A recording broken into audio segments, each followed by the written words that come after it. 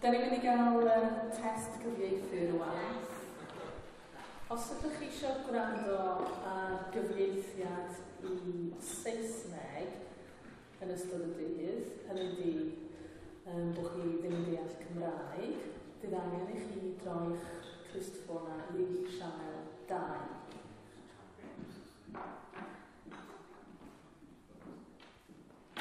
Felly, sianel 2 ar gyfer cyfieithiad i'r Saesneg. Translation into English, you need to put your headset on to number 2. Os ydych chi ddim yn deall Basgeg a Catalaneg, fyddwch chi angen cyfieithiad i'r Gymraeg, a mae hwnna'r sianel 1. Os ydych chi ddim yn deall Basgeg, Catalaneg na Chymraeg, fyddwch chi'n gallu gwrando ar y cyfieithiad i'r Saesneg ar sianel 2 wrth gwrs. So ar sianel 2 fydd popeth heblaw Saesneg yn cael ei gyfieithu i'r Saesneg. Ar sianel 1 fydd ieithoedd heblaw Cymraeg a Saesneg yn cael ei cyfieithu I Gymraeg. Dyna'n glir. Os ydych chi'n meddwl, pwff, na I wrando ar y Saesneg, achos I be na wrando ar Basgeg wedi cael ei gyfieithu trwy Saesneg yn ôl I Gymraeg, ydych chi'n anghywir. Mae'r Basgeg yn mynd I gael ei gyfieithu i'r Gymraeg, a wedyn y fersiwn Gymraeg yn cael ei chyfieithu i'r Saesneg. Dyna'n glir. A fel dweud, Bethan mae'n baned os oes oedd wedi cael paned, a wedyn yn gobeithio gallu cychwyn yn ddian iawn. Cofiwch hefyd I gadw gofal o'ch clustffonau drwy'r dydd, a rhowch nhw nôl yn drefnus ar ddiwedd y dydd. Os ydym ni'n colli clustffon, mae'n rhaid talu 305 y set. Byddwch yn ofalus. Iawn?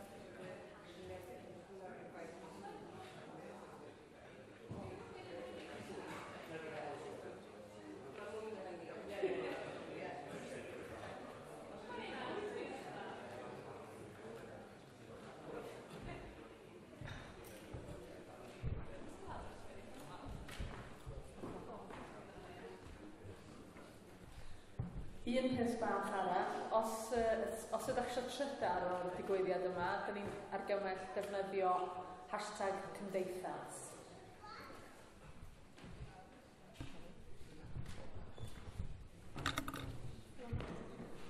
Reit, wel, bore da, a diolch yn fawr i chi'n gyd am ddod, a chroeso mawr i chi. Rhai ohonoch chi, croeso Aberystwyth, rhai ohonoch chi, croeso i Gymru. Mae'r gynhadledd yma yn rhan o ddathliadau Cymdeithas yr Iaith yn hanner cant. A dros yr hanner can mlynedd diwetha, i ni wedi cyd-ymgyrchu a chefnogi ymgyrchoedd o bob math, a ni wedi cael ei dylanwadu gan ystod eang iawn o fudiadau o draws Cymru ac ar draws y byd. I ni hefyd yn fudiad sydd yn dysgu drwy'n profiadau ni a profiadau ymgyrchwyr eraill drwy Gymru a o bob math o wledydd sydd o'r un natur a'r un anian a ni. Felly, ni'n edrych ar hyn fel cyfle i ni gyd i rannu a dysgu profiadau o'r oddi wrth ein gilydd.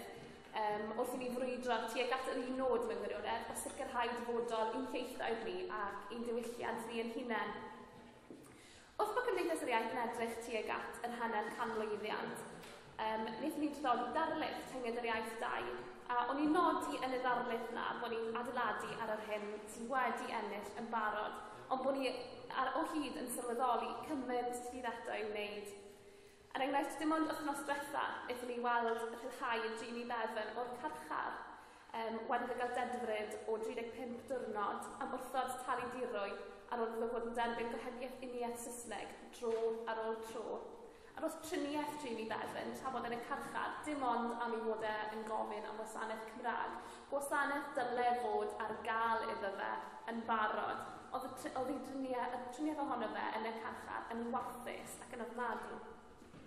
Felly, bod ni o hyd yn galw am gamau mawr ymlaen, mae rhaid i ni sylweddoli bod y systemau agweithiau sy'n mewn lle, mae angen sicrhau bod nhw'n cael eu gweithredu hefyd a bod nhw'n gweithio.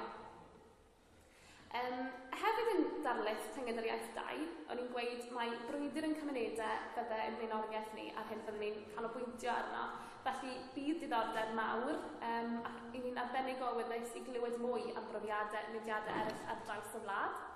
Ych chi gyd wedi cael amserlen gyda'r gwahanol sesiynau, a fi'n siŵr bod chi'n edrych mlaen at y ddyrnod, at y dyfodau eang, a na'n stopo fyna mwyn parhau ar dyfodaeth. Fi'n meddwl mae Jill Evans eisiau gweud gair bach o groeso hefyd. Ni'n ddiolchgar iawn i Jill. Mae wedi helpu ni i drefnu, wedi rhoi tipyn o nawdd tuag at y digwyddiad mwyn wneud hyn yn bosib. Felly ni'n ddiolchgar iawn iddi chi. Na i just ofyn i fi ddod lan i weid gair o groeso chi hefyd. Diolch yn fawr, Jill.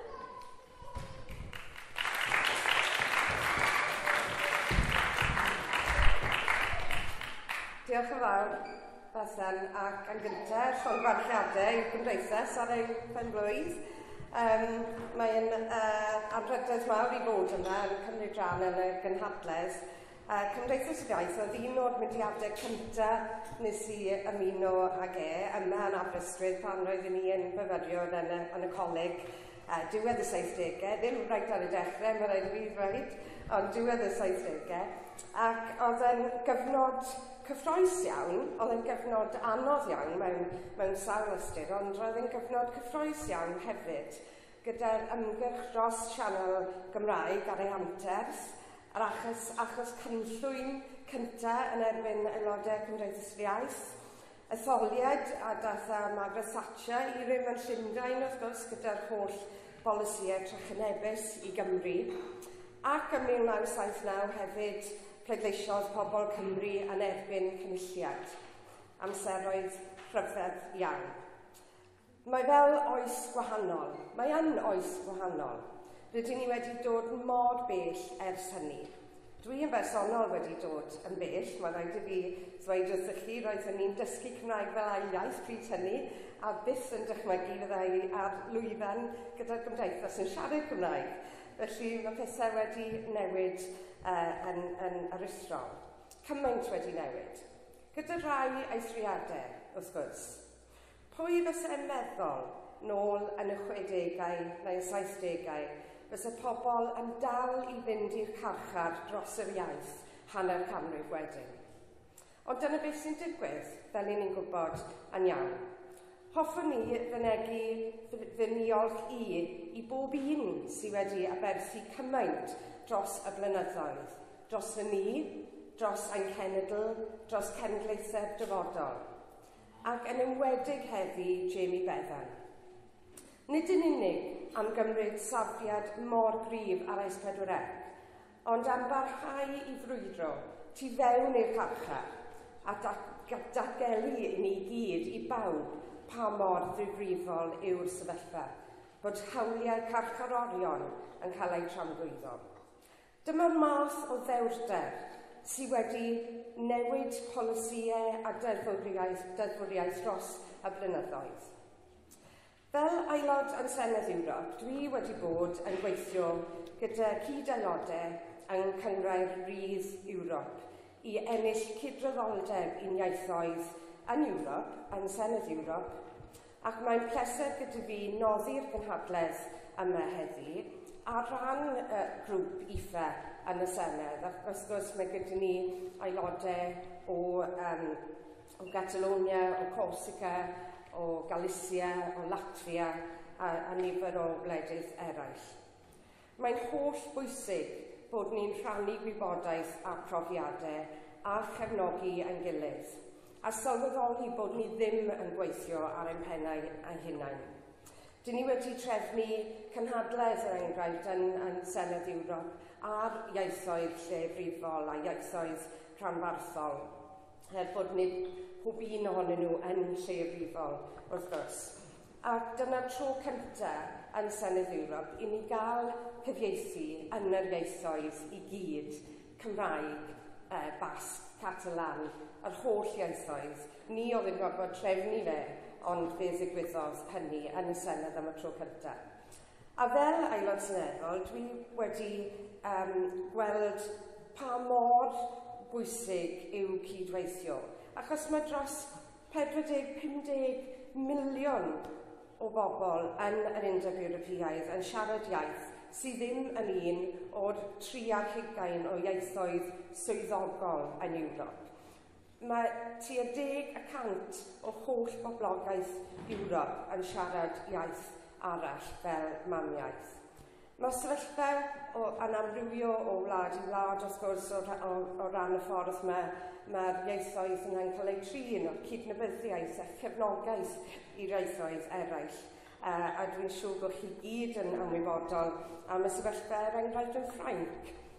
Dim ond un deddf sydd wedi cael ei basio cyfeiriad ieithoedd ar wahân i'r Ffrangeg yn Ffrainc mewn hanner canrif. Felly, mae rhaid i ni gydweithio a dysgu rhannu profiadau. Mae gan Cyngor Ewrop Siarter ar ieithoedd rhanbarthol a'r llefrifol, dim ond 16 o'r aelod wladwriaethau yn Ewrop wedi ei gadarnhau. Dyw Latvia, Lithuania ac Estonia ddim hyd yn oed wedi ei arwyddo. Felly mae llawer iawn o waith i wneud. Mae pobl ar draws Ewrop yn dal i ymgyrchu. Mae'n wych bod yn aelod yn Senedd Ewrop gyda'r holl ieithoedd yn cael ei siarad, ond nes bod statws swyddogol llawn gyda pob iaith, nid oes gwir ddemocratiaeth yn Ewrop. Ar ôl llawer o waith caled, mae gan y Gymraeg, Catalan, Basg a Galician statws cyd-swyddogol. Cyd-swyddogol yw un o'r geiriau newydd mae Ewrop yn creu i ddisgrifio rhyw statws hanner swyddogol.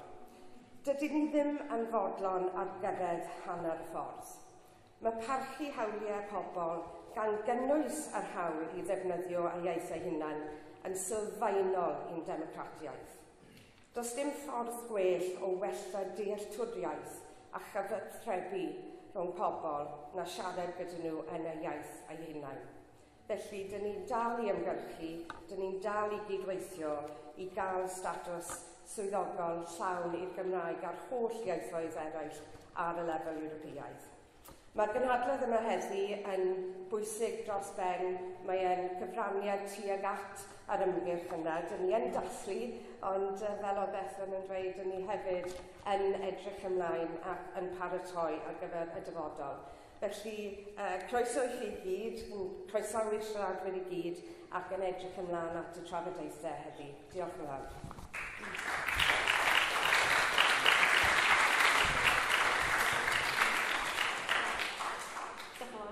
Ewn ni syth mewn at y trafodaethau. Y sesiwn gyntaf yn ymgyrchu dros yr iaith, dylanwadu ar wahanol lefelau o lywodraethiant. So, os allai wahodd pob un sy'n cymryd rhan ar y panel yna a Menna Machreth fel cadeirydd i ddod lan a paratoi ar gyfer eu cyflwyniadau. Diolch yn fawr.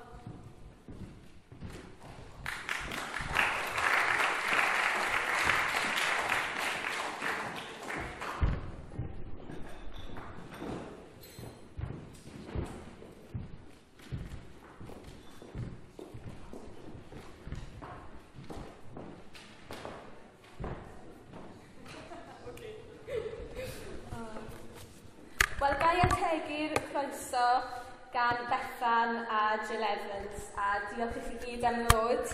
Fi'n credu bod yna wledd o'n blaen i heddi. Cyfle i ni ddysgu wrth yn brodyr y chwiorydd sy'n siarad ieithoedd lleiafrifol eraill a dysgu wrth i ymgyrchoedd nhw. I ni fel Cymdeithas yn ymfalchio yn fawr iawn eleni bod ymgyrchwyr o genhedlaeth i genhedlaeth di parhau i ymgyrchu, di symud o un frwydr i'r llall mwyn wneud yn siŵr bod y Gymraeg yn cael ei normaleiddio yng Nghymru. Ac mae bob brwydr yn galed, mae bob modfedd neu pob peth bach i ni'n ennill, mae yna frwydr galed tu ôl i'r pethau hynna. Ac yn aml yn dod at gost fawr. Ond hefyd, wrth gwrs, i ni'n ymfalchio bod ni wedi gallu cario ymlaen i ymgyrchu a wneud yn siŵr bod y Gymraeg yn mynd o nerth i nerth. Felly, mae'n wych cael cyfranogi o brofiadau brodyr yn chwiorydd o genhedloedd eraill. A mae'r sesiwn yma yn benodol yn mynd i edrych ar ymgyrchu dros yr iaith a dylanwadu ar wahanol lefelau o lywodraethiant. Nawr, y nifer o'r cenhedloedd sy'n ni'n mynd i fod yn siarad amdano heddi, mae yna sawl gwahanol lefel o lywodraethiant. I ni'n gwybod yma yng Nghymru faint o bobl sydd faint o gwahanol lefelau o bobl mae'n awdurdodau. Mae rhaid i ni ymgyrchu a i targedu mwyn gweld y Gymraeg yn ffynnu. Er enghraifft, pan ni'n brwydro dros ysgol bentrefol yng Ngwynedd, mae rhaid ni fynd at yr awdurdod lleol, neu pan ni'n trio cael yr cyngor sir i gynnig mwy o addysg cyfrwng Cymraeg, mae rhaid ni fynd at yr awdurdod lleol, a'n aml maen nhw'n beio'r cynulliad am beidio am rhoi rheolau neu rhoi bod eu polisïau nhw yn anghywir. A wedyn mae'r cynulliad yn beio'r awdurdod lleol. A wrth gwrs wedyn, yn y cynulliad, mae'n ni'n lwcus iawn bod yr rheolaeth dros y Gymraeg nawr yn Llywodraeth Cymru erbyn hyn. Ond mae yna lot o waith i wneud fyna i wneud yn siŵr bod y Gymraeg ddim yn cael ei drin fel rhywbeth ar yr ochr, fel ymarfer tick-box, ond bod e'n rhywbeth canolog ym mhob un o polisïau'r Llywodraeth. A wedyn, wrth gwrs, mae gyda ni yr holl bethau economaidd sy'n effeithio ar y Gymraeg a lot o'r rheolaeth dros y pethau yna yn San Steffan o hyd. A dim ond llynedd buon ni'n ymgyrchu eto dros S4C, un o'n enillion mwyaf ni dros y Gymraeg. A gofod mynd nôl i Llundain i ymgyrchu, i brotestio eto. A wedyn, troi at Comisiwn Ewrop a at y siarter ieithoedd lleiafrifol mwyn ceisio tynnu sylw nhw at yr anghyfiawnder yn digwydd o ran y toriadau S4C. Felly, mae yna lot fawr iawn i'w drafod yn y sesiwn yma, a mae gyda ni lot o siaradwyr sy'n mynd i roi y persbectif sawl iaith wahanol. Yn gyntaf, mae Pawl Bilbao yn mynd i siarad, a mae o Wlad y Basg ac yn cynrychioli mudiad o'r enw Kontseilua, a maen nhw'n fudiad o fudiadau. Mae yna rhyw 20 mudiad yn rhan o'r mudiad yma. Felly bod hwnna'n swnio'n eitha cyfarwydd i ni fel yng Nghymru, achos mae gyda ni mudiadau dath yn y Gymraeg sy'n syliedig ar yr un fath o fodel. Felly, bydd ni'n ddiddorol clywed beth sydd gan Pawl i dweud. A hefyd mae gyda ni Bejan Matur sy'n awdur Cwrdaidd, ac mae hi'n mynd i siarad am y sefyllfa yr iaith honno a'i phrofiad hi fel siaradwr yr iaith honno. Ac yna mae gyda ni Dr Siân sy'n ddarlithydd ym Mhrifysgol Abertawe ac yn arbenigwraig ar wleidyddiaeth Catalonia a'r iaith Catalaneg. Felly, ni edrych ymlaen at y sesiwn yma, a yn gyntaf mae Pawl yn mynd i'n hanner ni. Diolch, Pawl.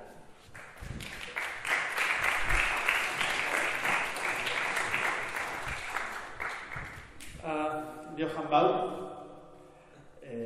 Eskerrik asko, ona etortzeko aukera emateagatik eta zorionak 50 urte betetzea, estelako erreza, herri mugimenduan edo gizarte zibil antolatuan 50 urte betetzea gaur egun oso zaila da, eta nik uste dut ohorea dela zuekin, zuen urte betetze...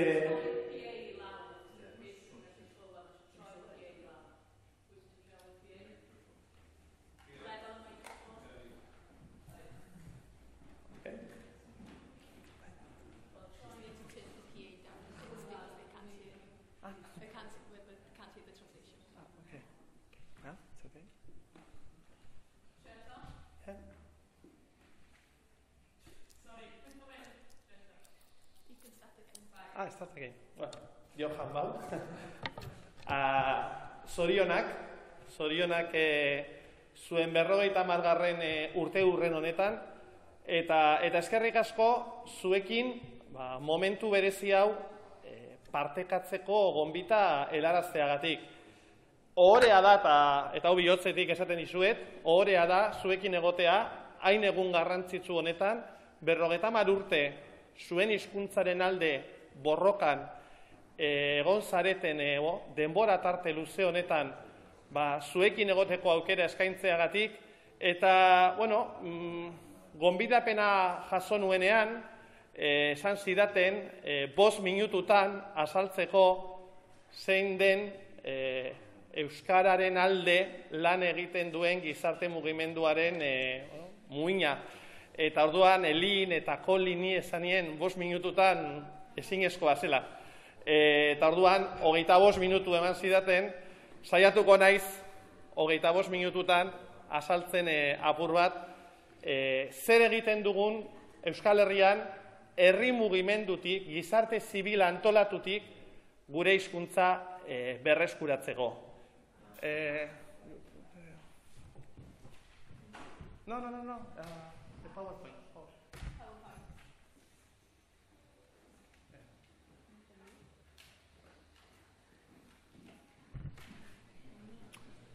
Hortaz, nire hitzaldia 2 zatitan banatuko dut. Lehenengoa orokorragoa izango litzateke, alegia herri mugimenduaren garrantzia hizkuntza baten berreskurapen prozesuan, eta hori euskarari lotzen zaio, baina galesari, katalanari eta edozein hizkuntza gutxiagoturi, gutxienez oinarrizko azalpen batzuk ematea, eta gero egingo dudan izango da, azaldu zein den Euskal Herriko egoera, zein den Euskaren egoera eta nola egiten dugun lan Euskal Herrian.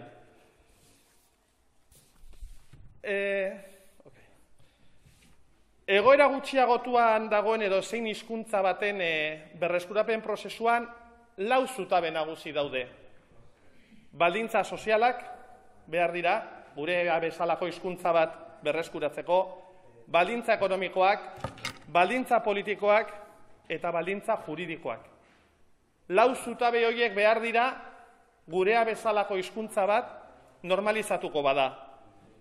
Baina egia da gaur egun irudi hau ez dela erreala euskararen kasuan eta oker espanago galesaren kasuan ere ez da erreala. Gaur egun ez dago baldintza politiko, baldintza juridiko, baldintza ekonomiko egokirik gurea bezalako hizkuntzak berreskuratzeko.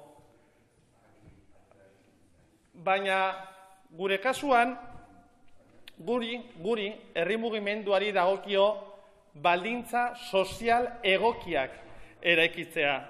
Alegia, gure hizkuntza euskara edo galesa edo katalana edo korsikera berreskuratuko bada, hizkuntza horretan bizi nahi duen herri bat egon behar da atzean. Alegia, guk behin esaten dugunean gure herria, gure hizkuntzan bizi nahi duela, orduan baldintza sozial egokiak eraikitzen hasiko gara. Eta horretan guk daukagu erantzukizuna. Herri mugimendua gizarte zibil antolatuak dauka benetan erantzukizuna. Eta horrezegatik gure lana izango da zutabe hau, baldintza sozialen zutabea sendoa izatea. Benetan zutabe sendoa izatea baldintza sozialetan.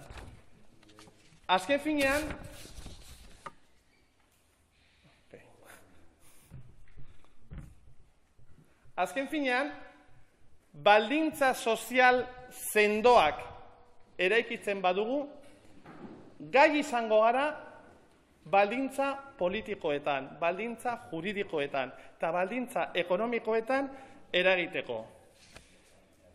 Nik uste dut beste borroka batzuetan horrela gertatu da. Gertatu da langileen borrokan, gertatu da emakumearen eskubideen aldeko borrokan. Alegia, gizarteak boterea hartu duenean, gaitasuna izan du beste baldintzak aldatzeko.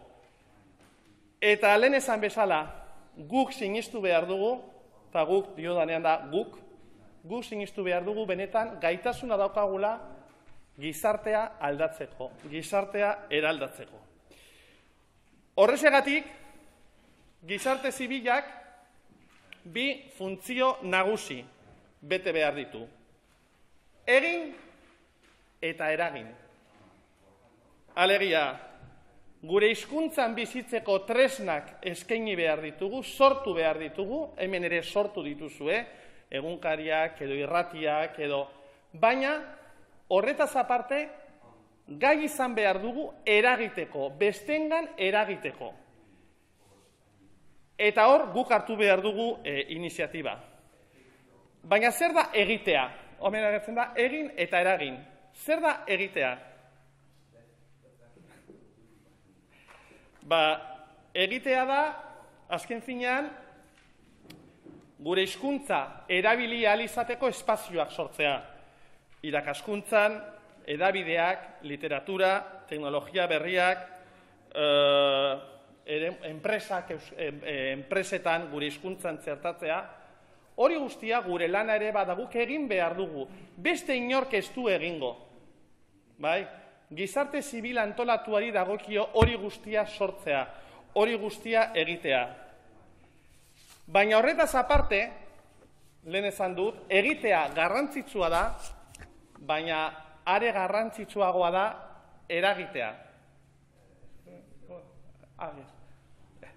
Are garrantzitsuagoa da eragitea.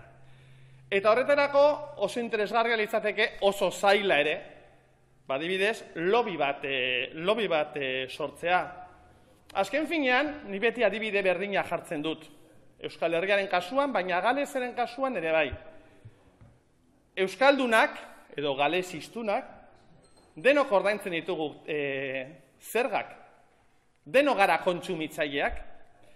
Eta egun batean, Euskaldun edo galesiztun guztiok erabakiko bagenu bakarrik erosiko ditugula euskaraz edo galesez etiketatuta dauden produktuak, erabakiko bagenu, modu kontziente batean, lobby bezala, segurazki, enpresa batzuk, ikuspegi ekonomikotik bakarrik, hasiko lirateke, beraien produktuak euskaraz edo galesez edo katalanez jartzen.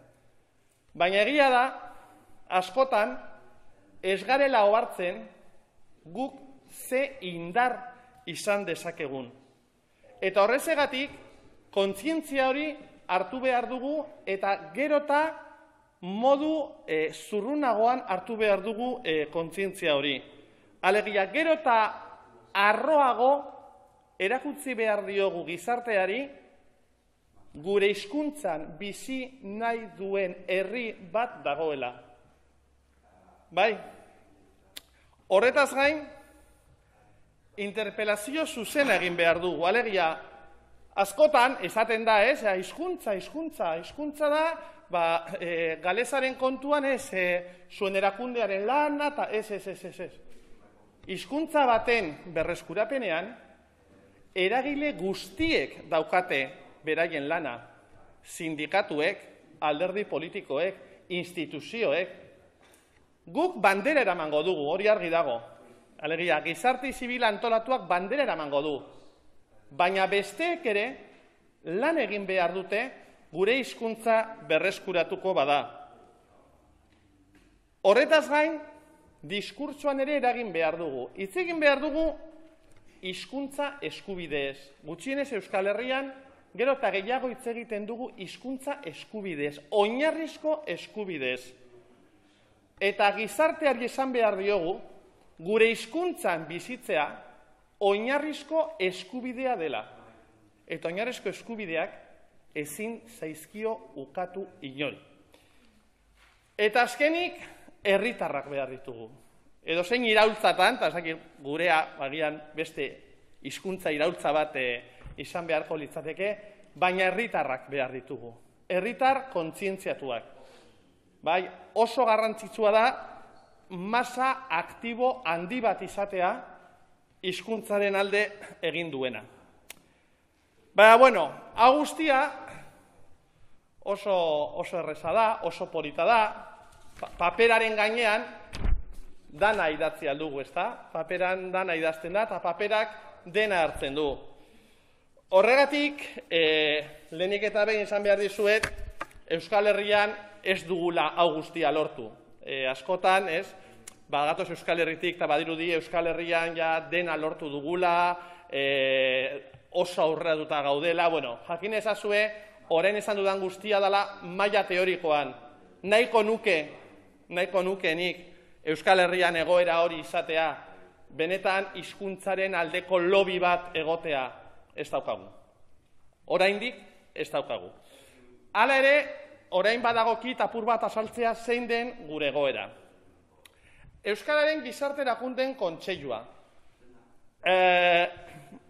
Horrek esan nahi du, Euskararen, alegia Euskal hizkuntzaren, gizarte erakundeak, alegia gizarte zibil antolatua eta Kontseilua, bilgunea.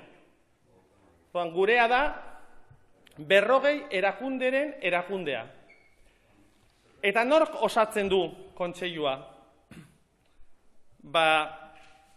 Esan bezala, 40 erakundek, ideologia desberdinetakoak, helburu desberdinetakoak, baina guztiek daukate gauza bat komunean. Erakunde guztiak, enpresa guztiak, euskararen alde egiten dute lan. Orduan, gure bazkideak dira, irakaskuntzan egite dute lan, helduen euskalduntzean, edabideak, euskararen sustapena enpresetan, kultur sorkuntza, lanbideen elkarteak, euskal idazleen elkartea, euskal itzultzaileen elkartea, euskal editoren elkartea, salaketa zuzena egiten duten erakundeak, horiek ere badaude Euskal Herrian, arnazguneak edo, esango dut ingelesez, language breathing spaces, arnazguneak jorratzen dituzten erakundeak, ikusten duzuenez, gure erakundea oso anitza da.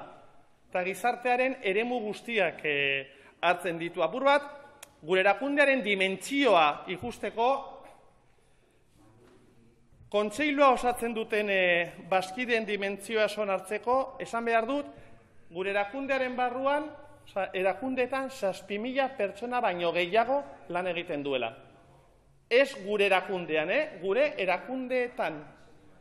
Eta beste datu bat, urtero, erakunde horiek 300 milioi euro, ez dakit libratan, 200 libra izango dira, euro baino gehiago baliatzen dute.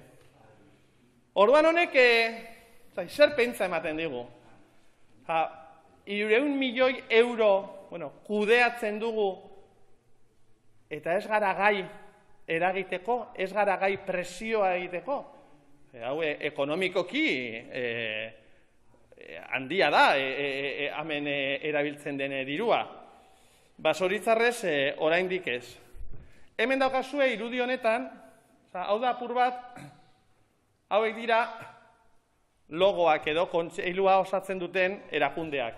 Beste gabe, irudi bat, erakunde hauek guztiak, igual, zuentzat baten bat ezaguna izango da, AEK, edo berria, o ikastola, baina hau da ikusteko, hau dana da kontseilua. Horregatik, kontseilua da honen guztien euritakoa. Gu gara hauen guztien bozera mailea. Bakoitzak bere aldetik ezin egin dezakena kontseiluaren bidez egiten du. Eta esan behar dut oso erakunde gaztea garela. Ez daukagu 50 urte zuek bezala. Kontseilua orain dela 12 urte sortu zen. Baina sortu zen benetan beharra zegoelako. Lehen esan bezala, egin eta eragin. No.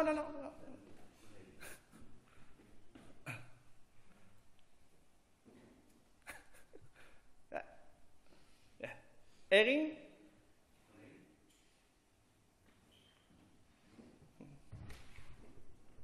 imaginatu, hemen eragin hartzen duela. Orduan, apur bat azaltzeko, kontseilua osatzen duten erakundeek egiten dute, eta kontseiluak eragiten du. Ez dakit ondo ulertzen den. Egin gure erakundeek, eragin kontseiluak. Orain adibide batekin, hobeto ikusiko duzue. Zer da egin? Egin. 40 herri edabide, egunkari nazional bat, 60 ikastola dira murgiltze bidezko irakaskuntza. Eskola publikoan ere murgiltze bidezko irakaskuntza sustatzeko erakundeak, euskara ikasteko 100 ikasgu baino gehiago, argitalpen berezituak, zientzia, literatura, 100 enpresa euskara sustatzeko plangintzekin, salaketa eta aktivismoa, hori ere oso garrantzitsua da. Eta hori guztia da egiten dutena, gure erakundek egiten dute. Hori ez du kontseiluak egiten, hori gure erakundek egiten dute. Beharrezkoa da, gure hizkuntzak behar ditu edabideak, gure hizkuntzak behar ditu ikastolak, alegia euskaraz ikasteko zentroak. Eta hau guztia herri mugimendutik eginda. Eta hori nik uste dut azpimarratu behar dugula herri mugimenduak ze garrantzia duen hizkuntza baten berreskurapen prozesuan. Eta zuen kasuan, iruditzen zait, ezagutzen duanagatik ere, antzekoa da. Hau guztia herriak egin du. Ez dute instituzioek egin, herriak egin du. Hemen dakazue irudi batzuk, ikusteko, gure erakundek zer egiten duten, egunkaria, aktivismoa, salaketa, edo han seinale bat mozten, toponimoak gaztelaniaz daudelako, hemen beste salaketa bat, hau da korrika, ezagite entzun duzuen inoiz, Euskal Herrian badago 2 urtero lasterketa bat, 9 egunez, gelditu gabe, euskararen alde. 9 egun, dira 2500 kilometro, eta gelditu gabe. Eta herri osoa parte hartzen du ekimen horretan. Bai, da apur bat, modu bat, erakusteko herria bizirik dagoela, herri hori euskaraz, herri horrek euskaraz bizi nahi duela, eta egia esan, inoiz, zuetako batzuk egon zaretea Euskal Herrian korrikan, baina benetan oso ikusgarria da. Herri bizia korrika hizkuntzaren alde. Hortaz, hori da egitea. Baina eragitea, hori da kontseiluak egin behar duena, ezta? Eragitea. Eragin behar dugu instituzioetan. Eragin behar dugu alderdi politikoetan. Eragin behar dugu sindikatuetan. Eta eragin behar dugu herritarrengan. Azken finean, eta hori ere azpimarratu nahiko nuke, hizkuntza baten berreskurapena bada prozesu soziala eta prozesu politikoa. Hau da,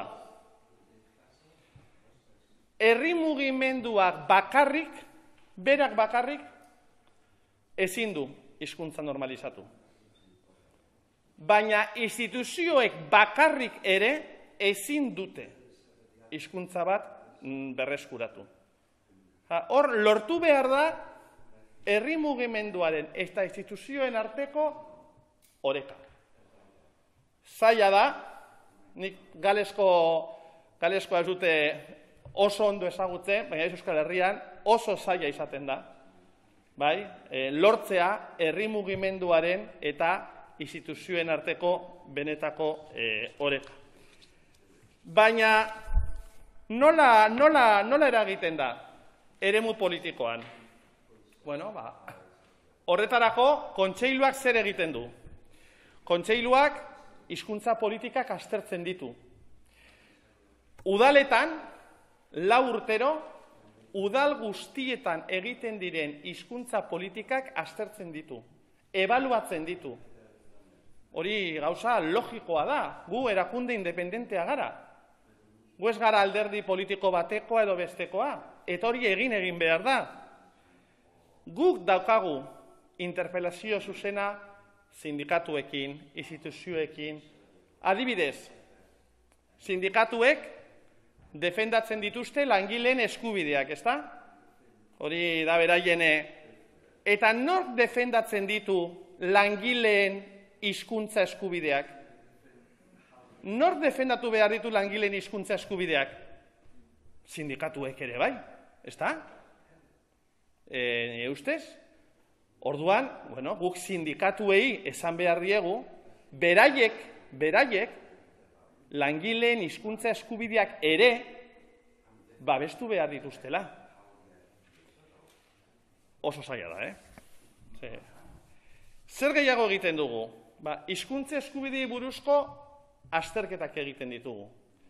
Zer gehiago egiten dugu? Nazioarteko instituzioetara jotzen dugu gure egoeraren berri emateko. Nazio Batuen Erakundea, Europako Kontseilua,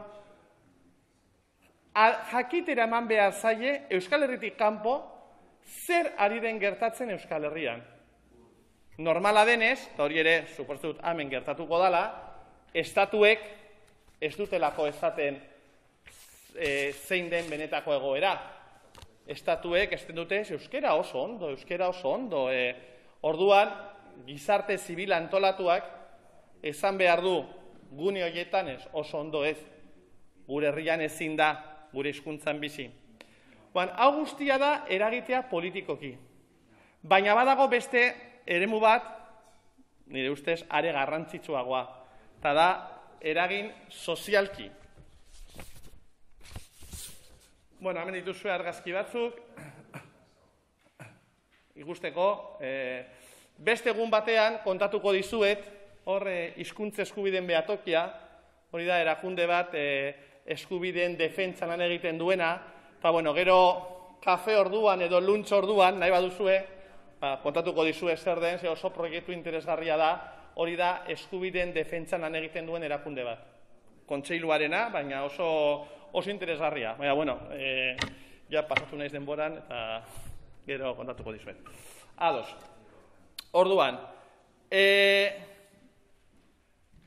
zein da gaur egun eragite sozialean kontseiluak egiten duguna?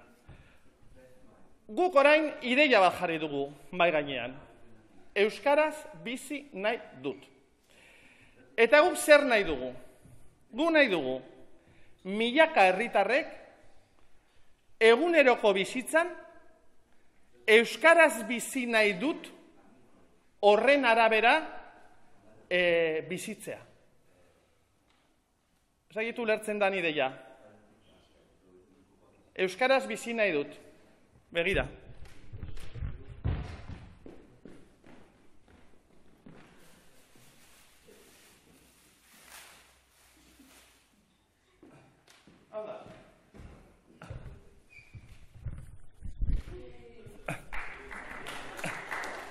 Euskaraz bizi nahi dut. Eta da, do ye shopping in basket. Orduan, hau da, simbolikoa da. Simbolikoa, Simbolikoa, euskaraz bizi nahi dut. Baina gure helburua da, jendeak hau eramatea hemen eta hemen. Orduan, eguneroko bizitzan, beti ez nik euskaraz bizi nahi dut. Bai? Orduan, zergatik erabaki dugu hau erabiltzea, euskaraz bizi nahi dut erabiltzea. Kontseilua sortu zenean, gure maila hau duzue, zan bai euskarari. Bai euskarari da, bueno, yes to the Basque language, bai euskarari. Hori da, euskararen alde egotea, bai? Baina, euskararen alde egotea oso erreza da. Euskararen alde egotea zer da? Pues, kamiseta bat erostea, kuota bat ordaintzea, seme alabak ikastolara eramatea. Baina, bueno, kontseilua sortu zenean, guk nahi genuen argazki bat. Erakustea, Euskal Herriko gizartea, euskararen alde dagoela. Eta horretarako, 5 futbol estadio bete genuen. Egun berean, ordu berean, Euskal Herriko hiriburuetako 5 futbol estadio bete genuen. Ez dakit, ez dakit, zenbat mila pertsona. Baina zan, erakusteko Euskal Herria, euskararen alde dagoela. Claro, baina urteak pasatu dira. Eta ez da nahikoa euskararen alde egotea. Euskararen alde egoteak ez du ekarriko gure hizkuntzaren berreskurapena. Gizarteak alde egon behar du, baina bakoitzak konpromisoak hartu behar ditu. Eta horregatik aldatu genuen, bai euskarari esan beharrean, euskaraz bai. Zein da diferentzia? Bai euskarari da atxikimendua, baina euskaraz bai konpromisoa. Zuk esten baduzu euskaraz bai, orduan ja euskara ikasi behar duzu. Euskara erabili behar duzu. Ez da bakarrean, euskara oso polita, euskara oso polita, bai, ez. Ja, ez du balio horrek.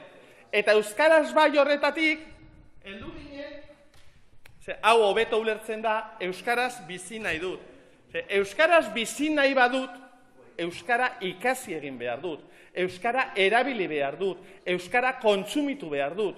Honek konpromisoak ekartzen ditu. Eta gure azken urteetan ondorio honetara iritsi gara. Herritarrok gara giltza, konpromisoak hartu behar ditugula. Hemen da, bueno, bestea, estadioen beste argazki bat. Hortaz, hau dira euskaraz bizi nahi dut, ikusteko,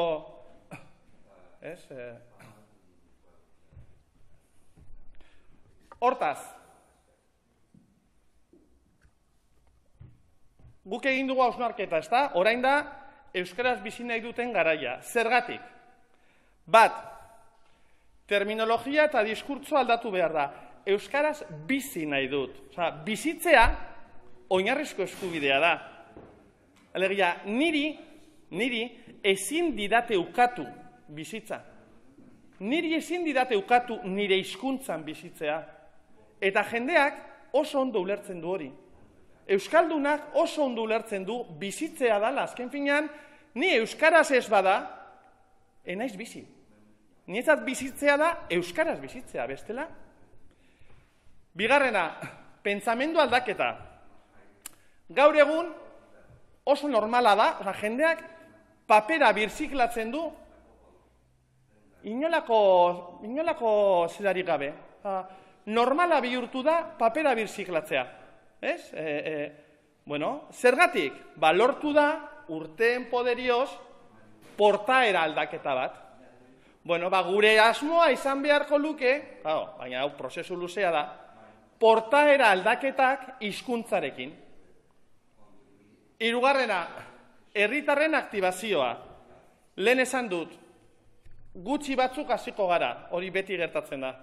Baina lortu behar dugu, hasieran 100, baina gero 500 eta gero 5.000, baina benetan masa herritar talde handi bat egotea euskaraz bizi nahi duela esaten.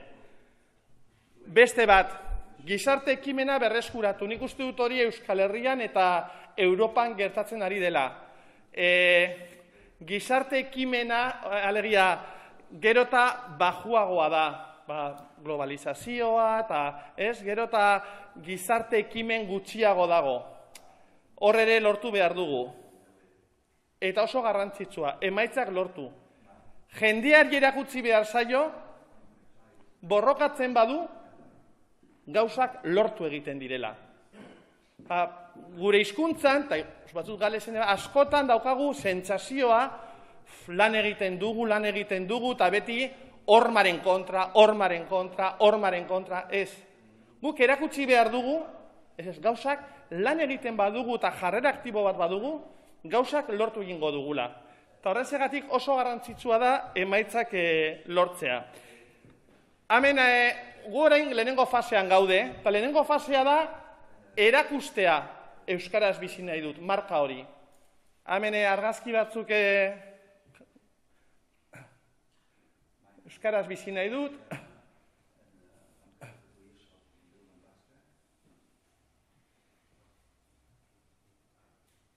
San Fermín, Real, Sociedad, Futbol, gorain ari gara marka zabaltzen. Gorain ari gara erakusten badagoela euskaraz bizi nahi duen herri bat. Esan bezala, badakigu hau zaila dela, baina guk oso argi dugu gure hizkuntzaren berreskurapenean urrats kualitatiboak emango badira, hori izango dela herritarrok eta gizarte zibil antolatuak benetako protagonismoa eta dagokigun protagonismoa hartuko dugulako. Guk ez badugu egiten, beste inork ez du egingo. Orduan, zoritzarrez edo zorionez, baina gure erantzukizuna da. Zaila da, 20 minututan, eta pasatu naiz ja denboraz, azaltzea guztia, baina, asmart nahi gonuke amaitzeko, gure garaia dela, gizarte zibil antolatuaren garaia dela, eta horrelako ekintzak, alegia herri desberdinetako kideok gure proiektua partekatzea oso garrantzitsua dela, eta edozein gauzatarako badakizue non gauden, eta eskerrik asko, Johan Bau.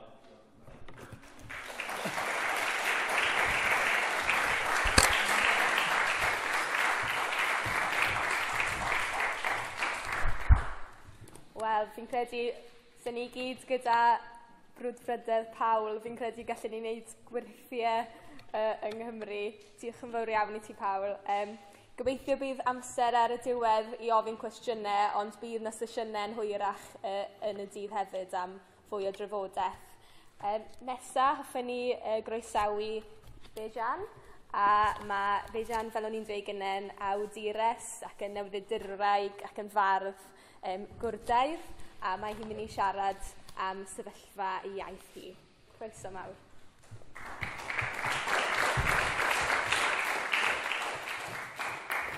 Thank you.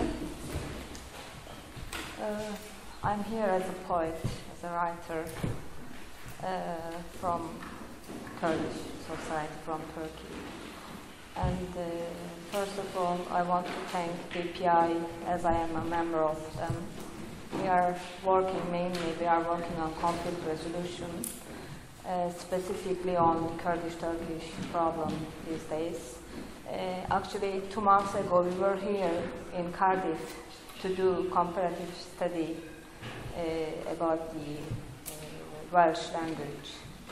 We have many things to learn from the experience of others, of course from Wales experience. And Ellen asked me to speak about my own experience. As she asked, I grew up in a Kurdish village, which is located in southeast Turkey, the town called Pazarcık Maraş. By the time that I born, Kurdish was not exist actually for the official mind of the state. Kurd were not exist. Actually, until 2010, we were not exist officially. For the first time, when the state decided to set a TV channel for Kurdish language, a private channel, then in state policy, we were there as a Kurd. Now there are a lot of problems still going on. In one side there is a big political struggle. On the other hand, there are a big struggle about cultural rights. But to look to the big picture, Kurds are still looking for their rights. And compared to the Iraq or Iran even, as a Kurd in Turkey, we have less rights than Iraqi Kurds, which is when you look from here, Turkey is almost a part of European Union. It's a part of UN. It has a kind of mature democracy, but still our situation is very bad, and we are trying to tell them, yes, as a Kurd, we have rights and we exist. Because for them, for years, Kurds were mountain Turks. They didn't believe, they didn't think we are different, we have different language. As a young republic, in the beginning of the 19th century, when the Turkish Republic started, at the beginning there were a lot of promise towards Kurds. They fight together, they won together, and they were supposed to be equal. But after the war, they forgot what they promises. They forgot all their promises. And for the years, Kurdish was forbidden, and there were very strong assimilation in everywhere, even in street, even in markets. We couldn't speak Kurdish. When I was in primary school, for example, I had a teacher. He was asking us, not only in school, even if you're, in village. I grew up in a village. He was asking that even if you ever see a friend of yours who is talking to their mother in Kurdish, please let me know. And then he was punishing them or giving penalty, kind of. Recently, like 1 year ago, 2 years ago, I published a book about the Kurdish guerrillas, PKK guerrillas. I went to the mountain. I talked to over 50 guerrillas, militants, about their stories. And what I understood, this trauma comes from the language. It affects a lot their decision to go mountain. It's one of the strong reasons that they decided to go and fight for their freedom, for their independence. Because as a human being, as an individual, to live with this, to forget your own words, forget your own thoughts. It's like a kind of a strong trauma. They made us to feel shame about our mother or our childhood, our story. This shame was living with us. And there is a kind of psychology behind all these political resistance, I think, still. And in Turkey now, when you, our Prime Minister, Mr. Erdogan, he says sometimes, listen, look, there are rights we give to the Kurds. For example, they established an institute about Kurdish language in a university in Southeast. The institute called Institute of Living Language.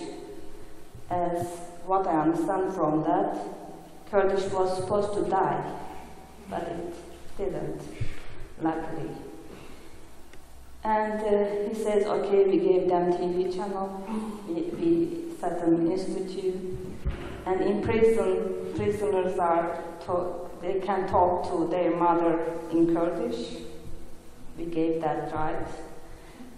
Yeah, those are the rights we have already officially. Besides that, nothing happened really, because cultural rights of Kurds are very connected to the political struggle. And they say first, PKK has to stop,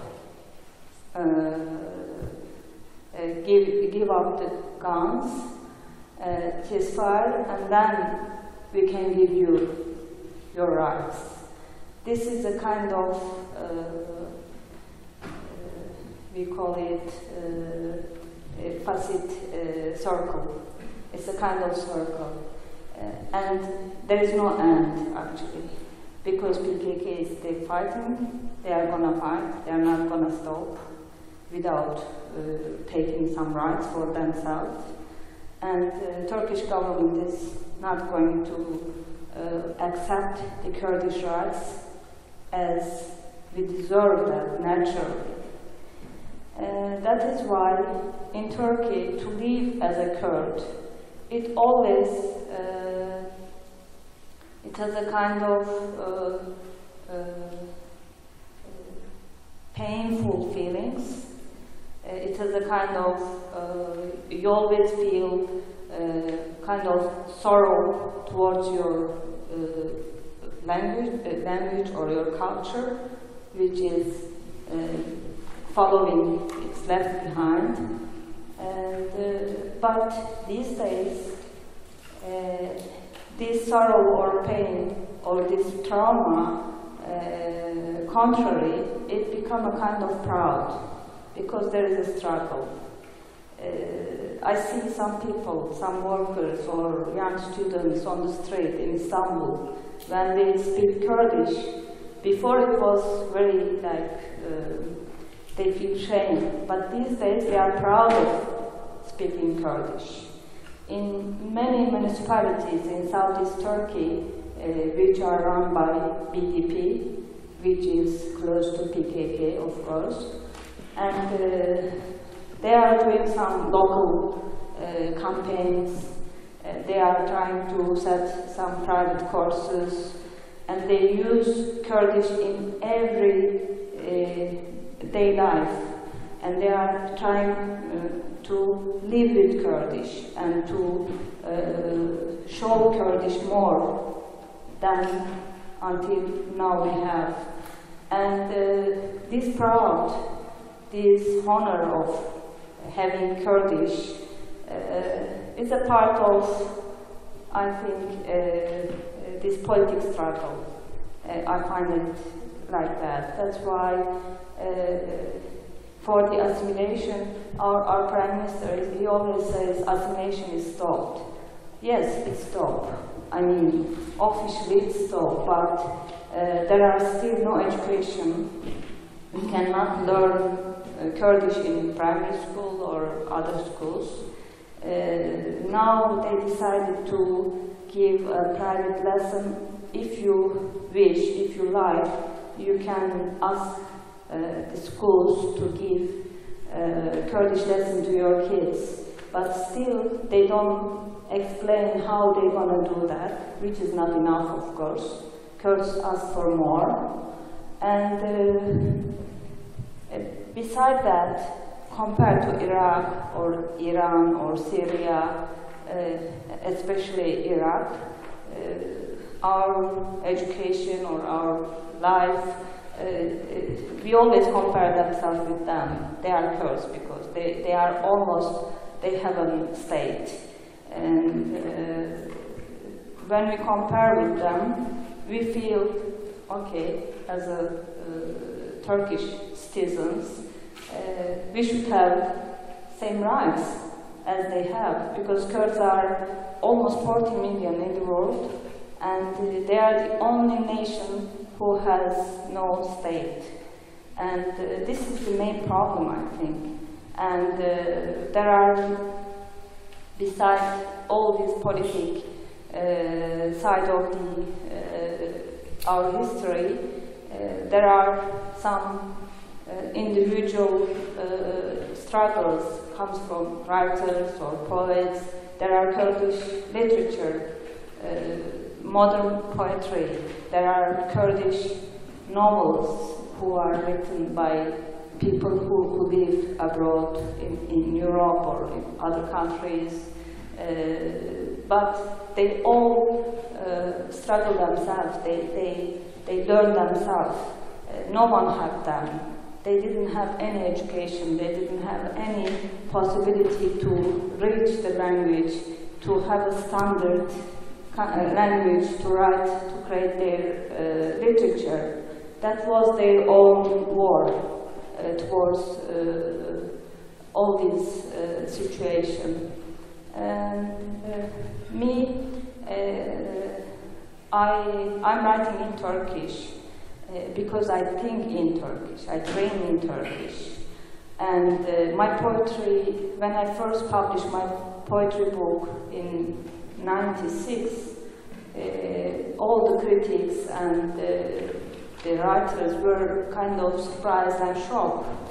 They find a different poetry. It wasn't compared to Turkish poetry who was published until that time. It was different. I had an award. In that ceremony, the people who are giving me the award, they said, we are trying to find where it's come from, this poetry. Who is your master? How did you create this poetry? That was the question, and I tried to answer. I said that it comes from my own land, from my own history. I don't have a master as a poet. I don't have a, I didn't follow any poets. But it comes, what I wrote in Turkish, all the feelings, all the background was Kurdish. Because for me, mother tongue is more than words or grammar. It's feelings. It's the sound of my mother I remember. It's the light that I remember from my childhood. It's the view, scenery I remember from my childhood. This is all, it creates our being. It's a part of our being. It was in my poetry. That's why it wasn't like Turkish poets, what they write. It was different. And through that, I feel like always I feel kind of homesick when I'm in Istanbul, when I live in Turkish culture or Turkish language, as I'm writing, thinking or dreaming in Turkish, but still part of me is so homesick or far from something I left behind and still I'm missing. Once I wrote, I said, when I look at to the Bosphorus in Istanbul, to the sea, I see mountain, not sea. It's like, because in my mind, as a poet, these images or imagery from my childhood is following me as a writer. And we live with that. In Turkey, there are many people who are assimilated already. They cannot speak Kurdish, even a single word, but still they feel Kurdish. This is something you cannot take from someone's heart. It's like, this is your, if these feelings is strong for a nation, I think this nation can continue and it can make their own history. These days, we are living in a very hot, we call it sıcak tarih, hot history, because in Middle East, all the borders were designed by British or Western world, but these days borders are changed, and within big change, Kurds are one of the most important actor, and now we are looking for our future. I think as a 40 million Kurds in world, to have this opportunity, to have this chance, I'm happy to live in that time and face or feels all what's happening around us, even if it's too painful, even if it's too, it's full of sorrow. We lost every day our young people in mountains or in fields. This is really worth it to live in. For me sometimes people ask me why you are not writing in Kurdish. I was in prison for 1 year when I was 18 years old. I studied law in Ankara. The reason was, yes, we were Kurdish students who were aware of their rights or identity, and that was the reason. They put us in prison for 1 year, and after that, our records were clean, of course. Nothing happened because there was nothing. And in prison time, I tried to learn in Kurdish. I tried to find an alphabet and read Kurdish, and I tried to write, but what I wrote, it was kind of very simple, folkloric. What I learned from my mother or from my grandmother, it was too simple, not sophisticated at all. That's why it doesn't mean Kurdish is folkloric or not sophisticated. But my mind was working different in Kurdish than Turkish. I mean, of course, I had to prefer Turkish because my poetry was stronger in Turkish than Kurdish.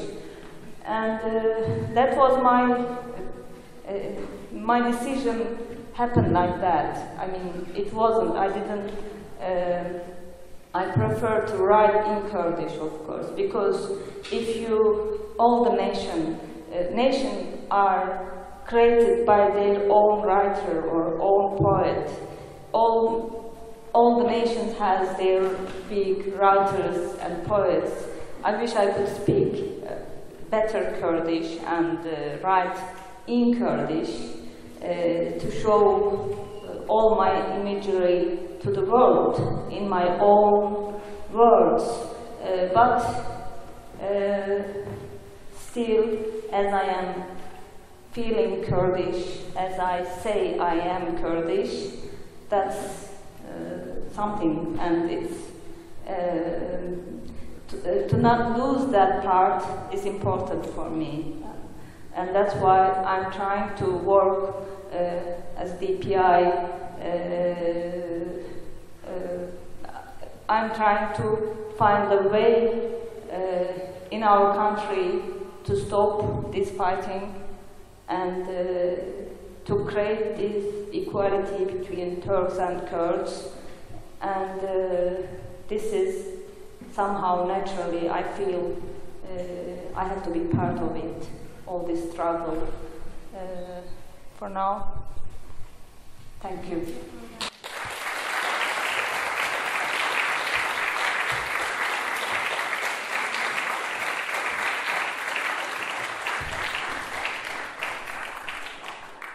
Diolch yn fawr iawn I ti am rhannu dy brofiad, a diddorol clywed fan am y sefyllfa gymleth lle mae mwy o hawliau iaith i'r gwrdeg yn Iraq na sy'n yn Twrci a pob chwil I chi gyda'ch ymgyrchu.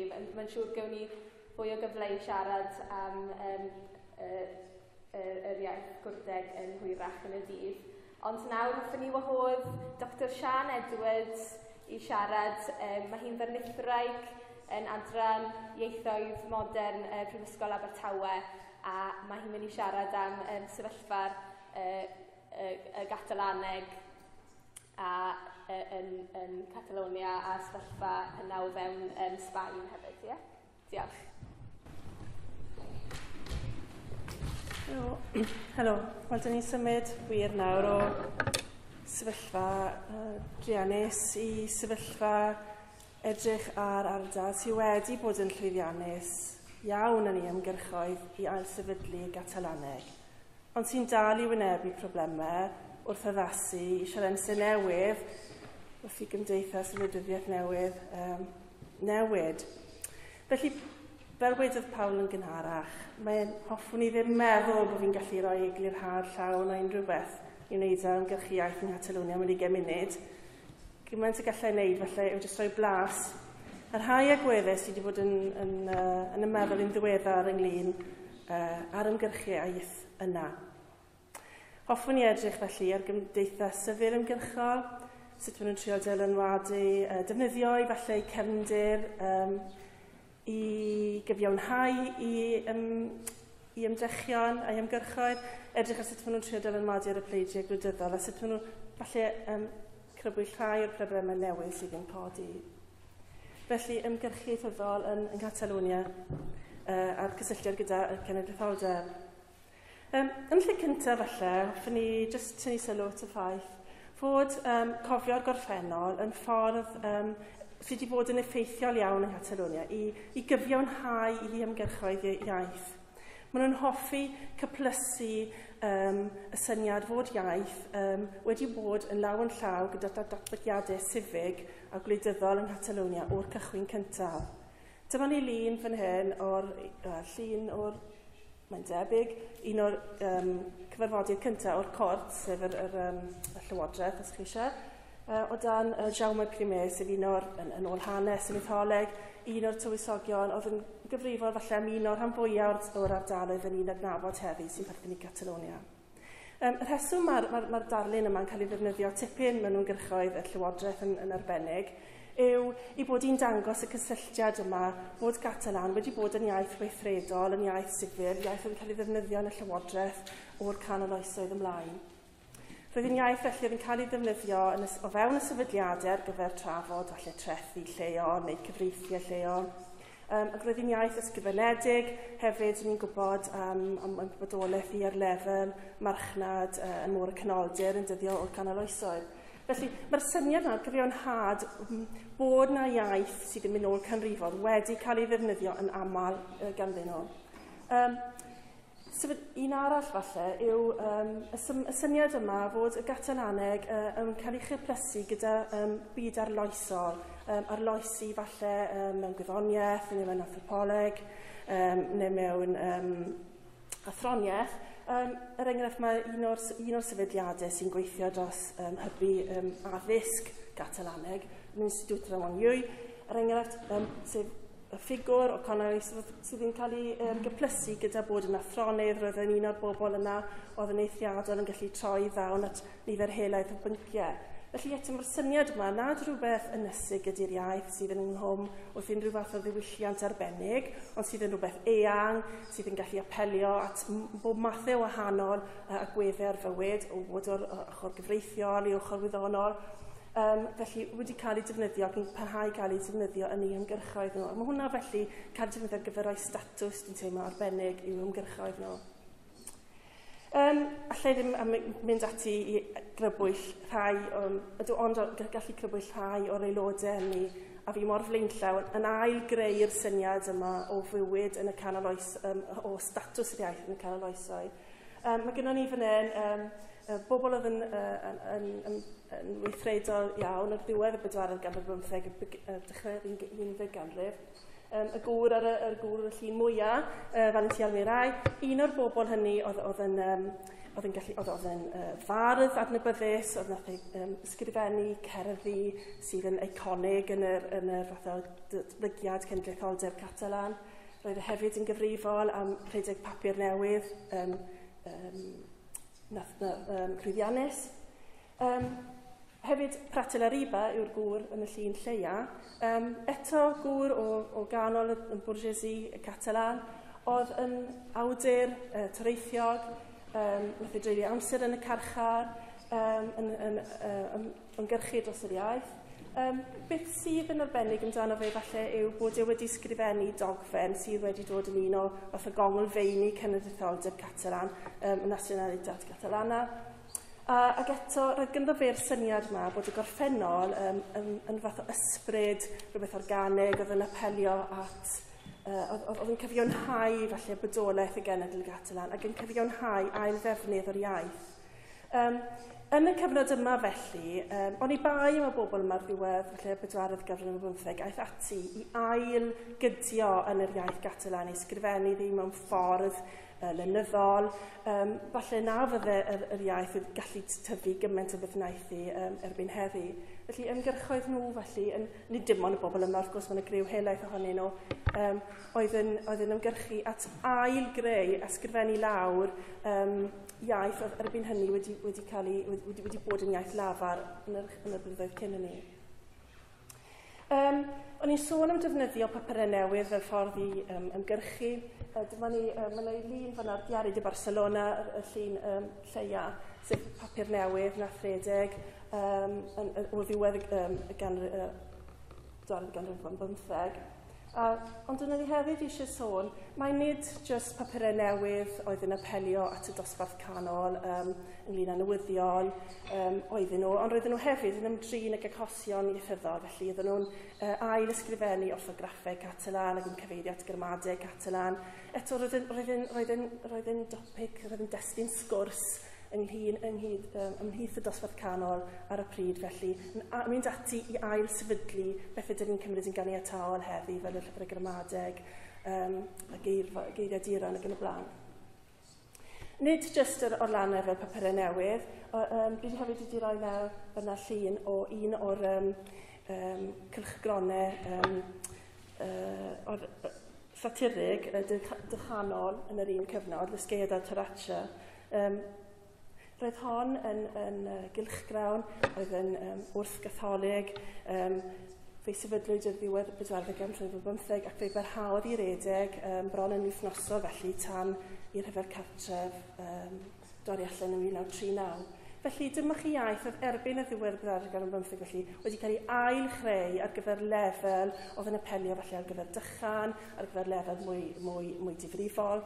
Roedd hi'n iaith oedd yn cael ei hybu mewn cystadlaethau llenyddol, rhai ffurfiol, beddonol sydd yn dal yn bodoli heddi. Roedd hi hefyd yn iaith oedd yn cael ei defnyddio mewn theatr boblogaidd er enghraifft yn y cyfnod yma. Rhywbeth oedd felly wedi ail-gydio yn y gorffennol ar ôl i'r iaith gael ei Byddwn ni'n sôn bod yr iaith hyn y cyfnod yma wedi cael ei diddymu gan, y defnydd o'r iaith wedi cael ei diddymu yn swyddogol gan brenin Sbaen ar ddechrau 19fed ganrif. Felly ar ôl cyfnod air yn y canol oesoedd, roedd hi wedi cael ei diddymu, dyma'r cyfnod yma'n ail-gydio felly. Yr ymgyrchoedd yma, trio apelio felly at ymestyn y wybodaeth am yr iaith Catalan ac ymestyn poblogrwydd yn un o prif bethau sy'n eich taro chi ynglyn â ymgyrchoedd iaith yng Nghatalonia. Y pwyslais mawr yma ar ymgyrchu sifil. Yr ymgais felly sy'n enharo i o dynnu bobl at ei gilydd sydd wedi bod mor llwyddiannus. O'n i'n edrych nôl ar y cyfnod hwnnw, pan nad oedd gennyn nhw, mae gennyn nhw nawr lywodraeth ers dros 20 mlynedd yng Nghatalonia, ond yn y cyfnod hwnnw, pan nad oedd gennyn nhw lywodraeth ac oedd ddim yn hollol ansicr os oedd nhw'n mynd i gael un, roedd y gweithredu poblogaidd torfol yma yn hollol hanfodol ar gyfer ail sefydlu yr iaith. Dwi jyst yn mynd i sôn yn fer am un o'r digwyddiadau mwyaf amlwg, falle y diada sydd y diwrnod cenedlaethol sydd ar yr 11 o Fedi. Dewiswyd y diwrnod hwn oherwydd cwymp Barcelona 1714. Byddwch chi yn meddwl bod yna beth od i ddewis y fath diwrnod, o diwrnod pan gollwyd y rhyfel yn erbyn byddin yn Sbaen. Ond y syniad yw i bod nhw am ddathlu falle cryfder a ysbryd y Catalonia di amddiffyn ei hunain yngwyneb pob math o anawsterau. Maen nhw wedi parhau ddathlu y diwrnod hwn hyd yn oed yn ystod cyfnod yr rhyfel cartre, yn ystod cyfnod Franco yn cael rhai wneud hynny yn gyfrinachol. Felly mae hwn yn fath o ffenest, os chi eisiau, i'r fath o bwyntiau sydd yn meddwl yr ymgyrchoedd iaith o un flwyddyn i'r llall. Mae yna lun fyna o'r meeting diad yn nasional di Catalan yn cyfeirio nôl at yr ymgyrchoedd cynnar yn 76-77 pam lwyddwyd i greu torfa eithriadol yn Barcelona ac mewn trefi eraill.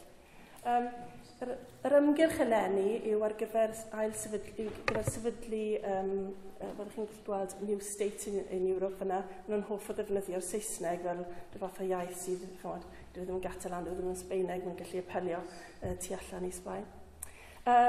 Felly, dyna'r ymgyrch ar hyn o bryd yw mynd ar iaith i lefel creu uned gwleidyddol.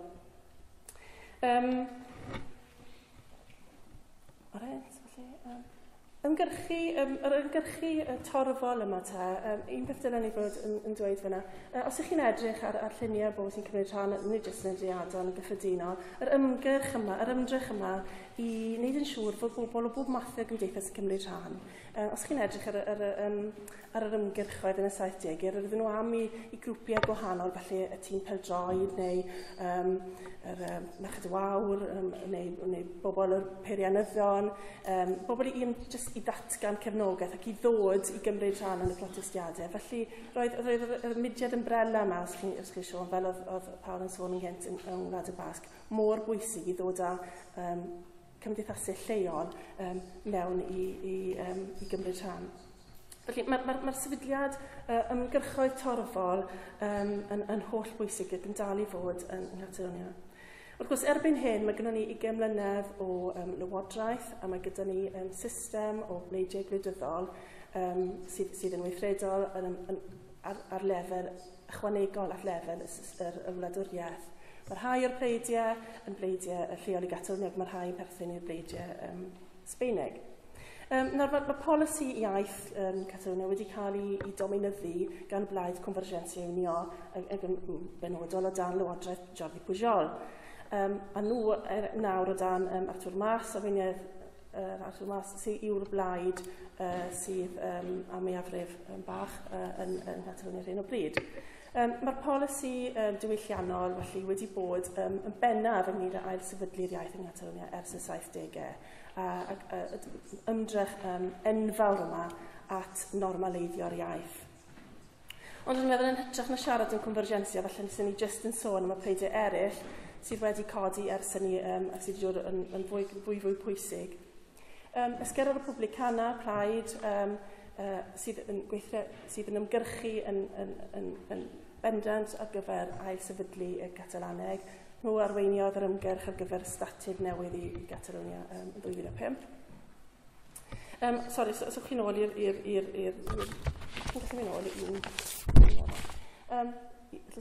i'n sleid? Na, no to. Dyna'r allan o'i un o'i dogfennau cynhara nhw felly, bod yr iaith yn hollol holl bwysig ar gyfer i cenedlaetholdeb a bod parhau i frwydro dros yr iaith eto yn un o'r pethau blaenllaw iddyn nhw. Mae ymdrechion wedi newid. Wrth gwrs, mae yna newidiadau fewn pob blaid, unigolion gwahanol yn ymdrechu dros bethau gwahanol felly. Ond dyna'i prif safbwyntio nhw. Yn ddiweddar, yn ystod falle y 5 mlynedd diwetha, maen nhw wedi bod yn fwy'n cyplysu yr iaith gyda bod yn fudiad civic democrataidd yn y math o ddegfennau maen nhw'n ei gyhoeddi. I edrych felly ar y blaid sosialaidd, y Parti Socialista, sydd yn rhan o'r blaid y SOE, felly y blaid sosialaidd. Mae'r blaid yma wedi brwydro i gael i ennill cefnogaeth yn yr etholiadau fewn Catalonia. Maen nhw'n llwyddo i wneud yn dda yn yr etholiadau cyffredinol i'r Llywodraeth yn Madrid, ond ar lefel yn Barcelona maen nhw wedi bod yn ail.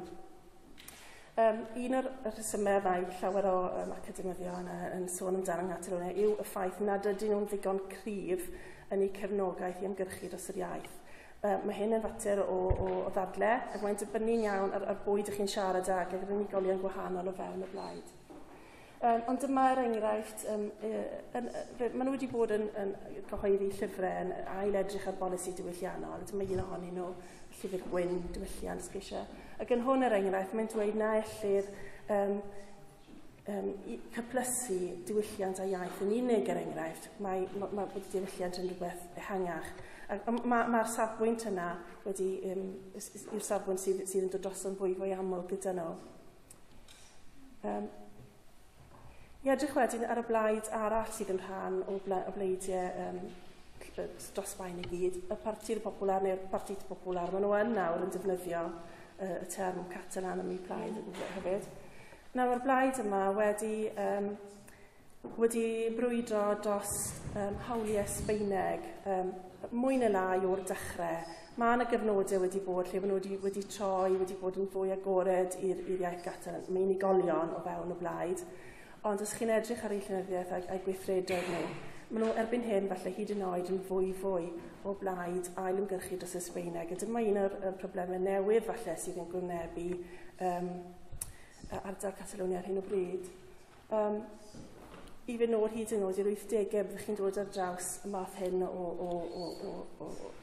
siarad gyda nhw yn dweud bod diwylliant Sbaeneg yn rhywbeth yn fwy na jyst i diwylliannau lleol o diwylliannau yn yr ardaloedd autonomaidd. Eto, dyma hwn yn rhan o ymgais ar draws Sbaen i atgyfnerthu diwylliant Sbaeneg. Eto, dyma ni nawr, erbyn hyn, mae'r safbwynt yma wedi cryfhau falle dan y Llywodraeth Bresennol. Dyma un o'i datganiadau nhw o 2004 yn dweud chymod nawr yn achos globaleiddio, mae mor bwysig bod Sbaeneg yn cael ei gweithio'n fwy fel rhywbeth bydd yn dod at bydd economaidd yn gwlad ni. Felly mae hwn yn rhywbeth byddwch chi ddim wedi falle gweld mor amlwg chydig o flynyddoedd yn ôl, le byddai fwy o falle, dyn nhw ddim wedi bod mor amlwg.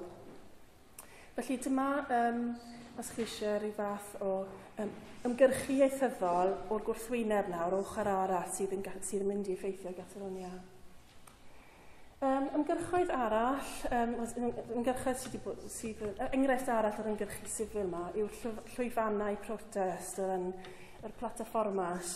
Dyma rhywbeth sydd wedi bod yn gynyddol bwysig yng ngwleidyddiaeth yn Sbaen yn y degawdau diwethaf, sydd nawr tu allan i bleidiau gwleidyddol, mudiadau protest ynglyn â falle un pwnc yn arbennig.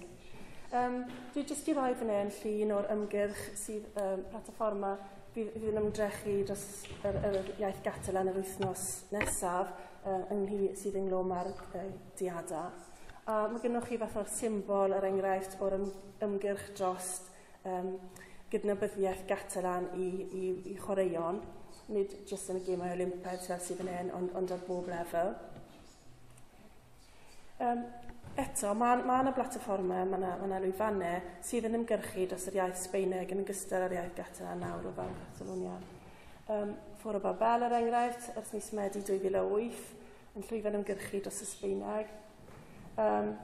Mae yna defnyddio'r wew wedi dod yn fwy bwysig iddyn nhw. Mae yna un fyna sydd yn alluniau o graffiti falle neu o ymgyrchoedd iaith dros y Gatalaneg ac yn dweud bod pwy sy'n talu am hwn. Mae'n ymdrechion falle mwy ymosodol ar ran y Sbeineg yng Catalonia.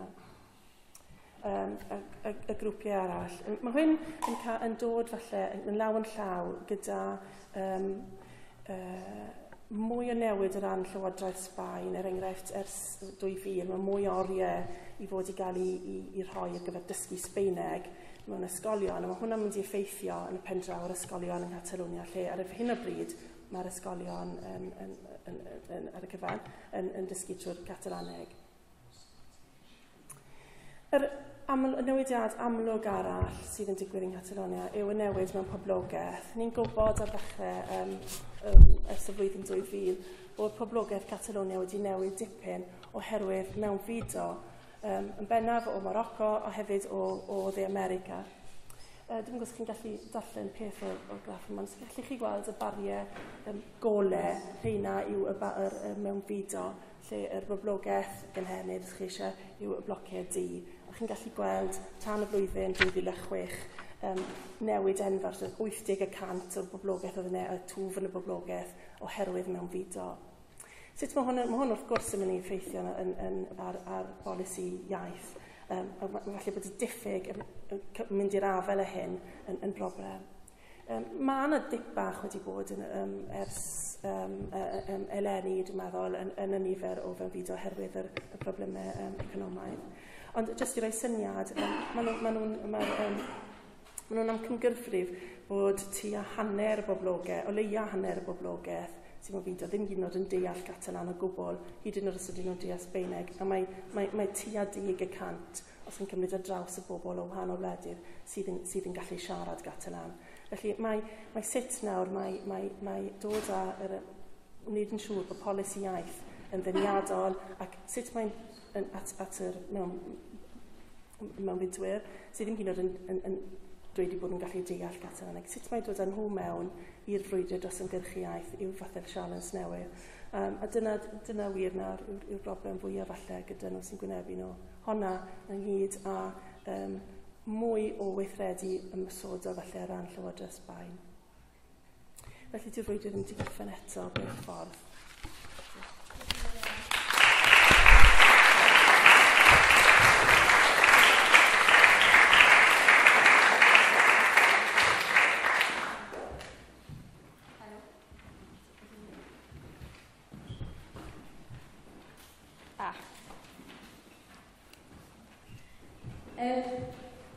Fi'n credu gallen o amser, ond yn gobeithio allan ni ofyn un cwestiwn i'r pobl sydd ar y panel. Cyn symud ymlaen i'r sesiwn nesaf, gobeithio bod hwnna'n iawn. O'n i'n meddwl yn ddorol iawn beth ych chi'n dweud angen troi dinasyddio yr ymgyrchwyr. A y syniad bod, pawb yn gweud o di mae'n iaith yn beth neis, o yn ddau yr iaith. Ond bod hwnna'n troi mewn i rhywbeth mwy cyson, mwy dyfol a y penderfyniad na bod pobl eisiau defnyddio eisiau mynnu hawl iaith nhw o ddydd i ddydd. Ond mae hwnna wrth gwrs yn her aruthrol. Sut ydyn ni'n dechrau mynd o gwmpas cael y shift yna o tuag at bod dinasyddion yn troi mewn i ymgyrchwyr?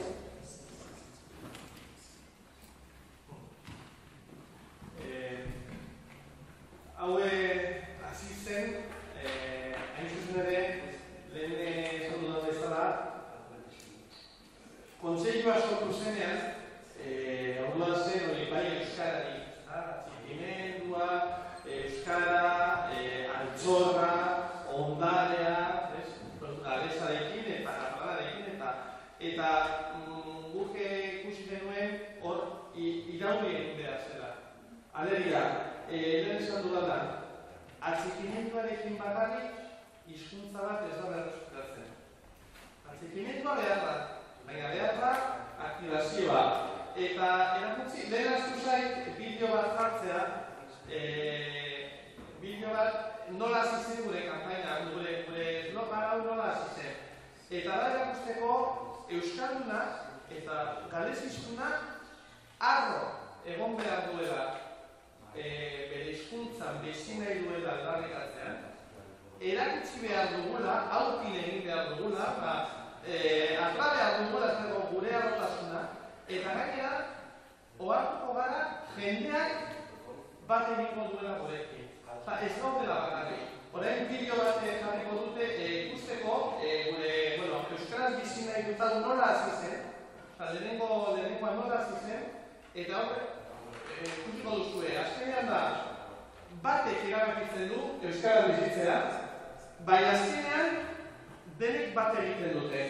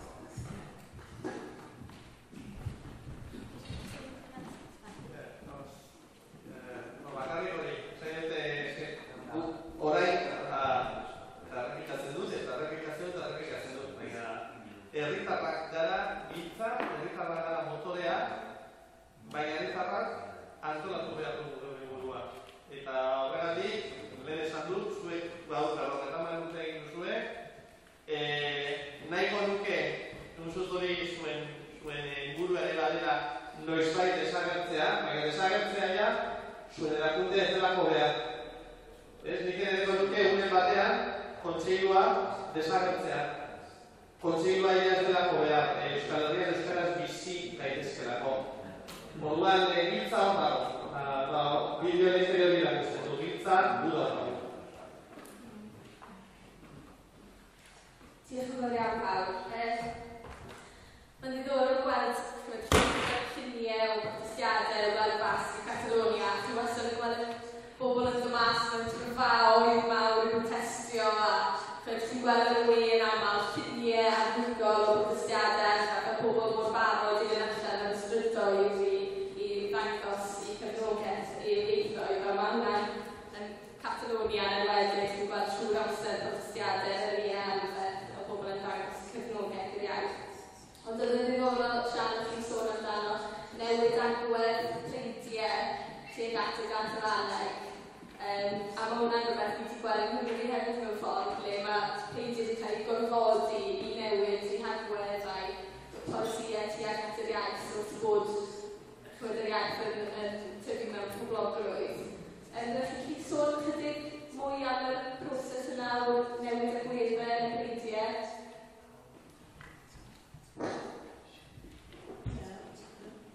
Wel, mae'n broses da yn mynd ymlaen. Un o'r bethau falle sydd wedi gweithio llawer ar beidiau polisi iaith mewn ymgyrch dros y statyn newydd yn bydd y pen. Ac hwnna falle wedi gorfodi gymryd safbwynt yna. Eto, falle y garau sydd wedi gweithio llawer yn cael yn newid cynsa's pan tuag at hawliau i ddechrau yn newid i teimlo nawr y syniad yma o gyrru'n gyfraniaeth yn siŵr o'r beth i fod yn fath yna. Arall dyma, mae'n un sy'n angen bod y beidiau wedi dod i gyd yn sôn o'r iaith ar ryw lefel. Mae hwnna rhywbeth falle sy'n yn un gradau yma yn dueddol o fod yn ymgyrchiaeth falle chi yn sydd yn cael ei ddibynnu nid ydy i gyd. Dwi'n bod hwnna'n rhywbeth gwahanol. Un o'r prif bob amser yn bosib yn ôl. Dyna arall, ond mae'r ymgyrchiaeth yn rhywbeth sy'n cael ei drafod ar draws y beidio. Gymraeg manos, nesaf Mae'r newidiadau, dwi'n meddwl yn arall, mae'n ateb i'r protestiadau, ond mae'n arall, os dwi'n cael ei bwysig o'n angen, a gyda grŵp yn rhan sy'n bod sy'n ymwneud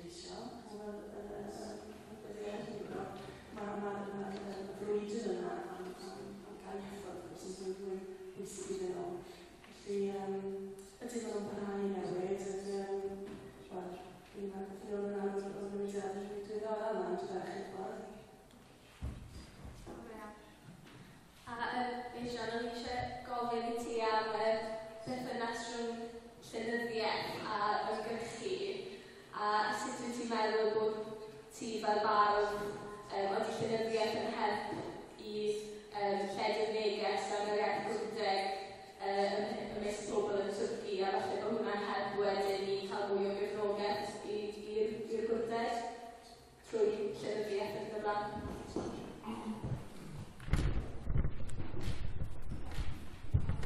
Of course, there are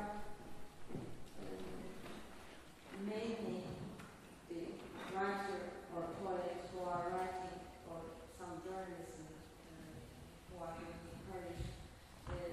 Usually, the capital of that is the Abertawe, which is located in southeast.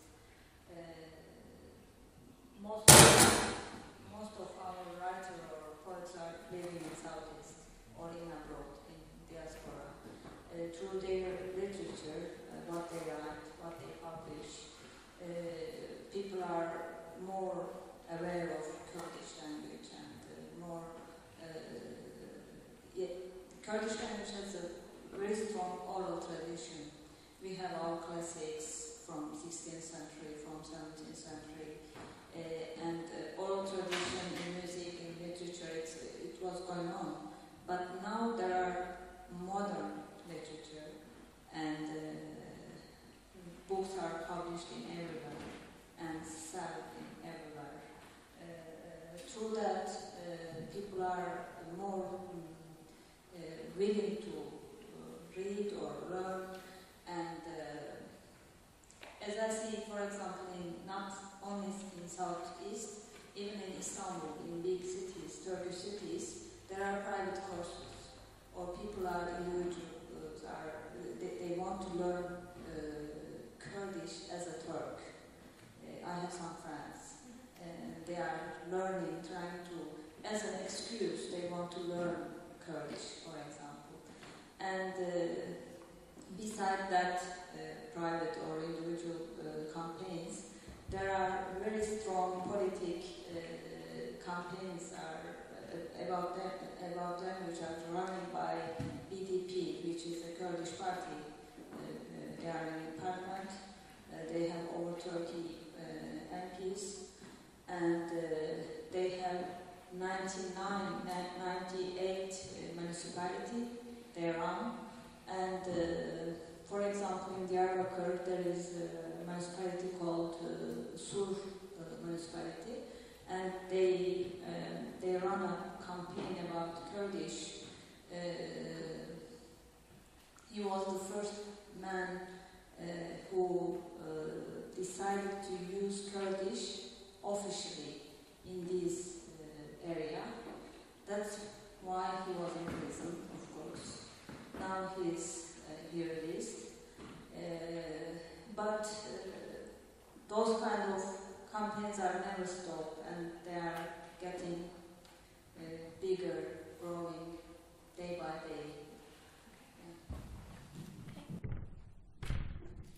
Iawn, wel diolch yn fawr iawn I bob un sydd wedi cyfrannu i'r sesiwn yma a ffynnu chi ddangos eich gwerthfawrogiad nawr wrth eich.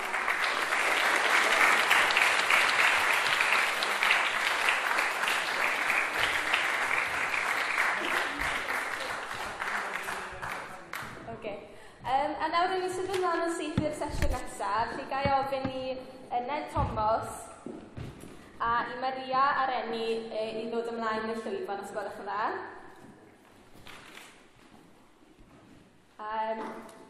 Mae Ned, wrth gwrs, wel, chi gyd yn nabod Ned Thomas, mae wedi bod help mawr i'r Gymdeithas ac yn gyfaill I ymgyrchu'r iaith ar draws y byd ac yn awdur ac academydd amlwg a yn llywydd Mercator hefyd. A mae Ned yn mynd I siarad gyda ac yna mynd I gyflwyno Maria Arenys sy'n gweithio I CIEMEN yn Barcelona. Felly, croeso I chi Ned a Maria.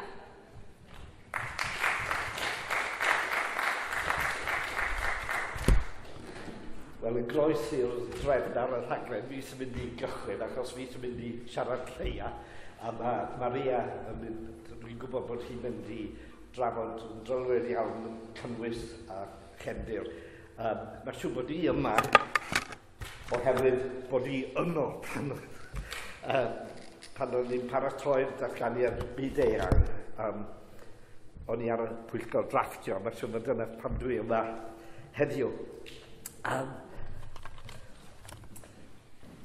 Rheswm mae Maria yma yw bod hi'n cynrychioli CIEMEN, a CIEMEN oedd yn mudiad Catalanaidd oedd yn benna gyfrifol am amlunio'r datganiad byd eang a'r hawliau ac oedd yna gynhadledd enfawr yn 1996 I roi ser bendith ar y ddogfen pan oedd pobl wedi dod o bryniau Vietnam a fforestr Amazon yn ogystal a pobl oedd yn un arfer delio nhw o fewn Ewrop.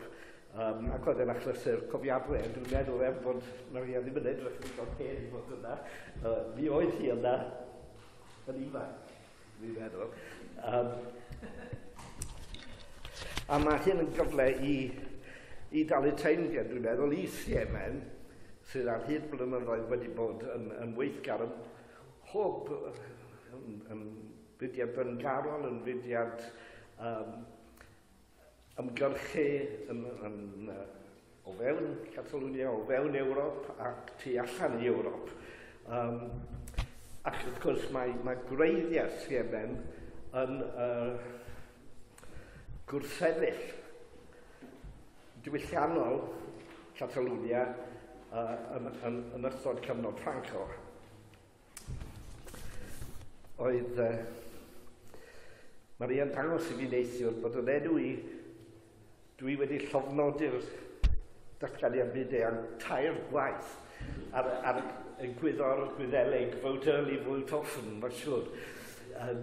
Sef fel Mercator, fel Pen Cymru, sef Cymdeithas Awduron, nad yw'n bod bellach ganddo ni ormod o awduron neu ormod o Cymdeithas Awduron, a felly di Pen Cymru ddim yn bodoli. Ond oedd hyn yn het bwysig hefyd oherwydd partner CIEMEN oedd pen rhyngwladol, ond oedd Is-Bwyllgor yn pen rhyngwladol yn delio efo ieithoedd a chyfieithu. Ac wrth gwrs, pwy oedd ar y pwyllgor yna, ond y Catalaniad o'r Cymru a rhai o'r rifoedd eraill.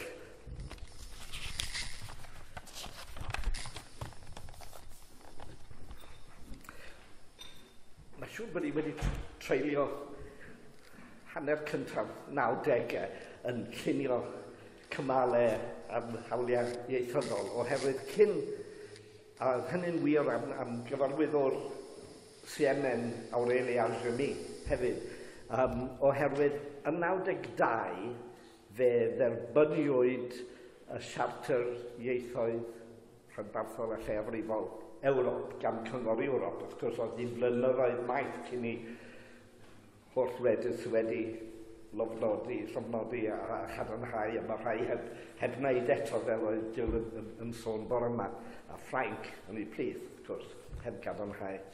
Yna, rhyw obaith falle dan o Lord ddylen nhw yn newid i meddwl, ond sy'n ni ddim yn rheobeithiol.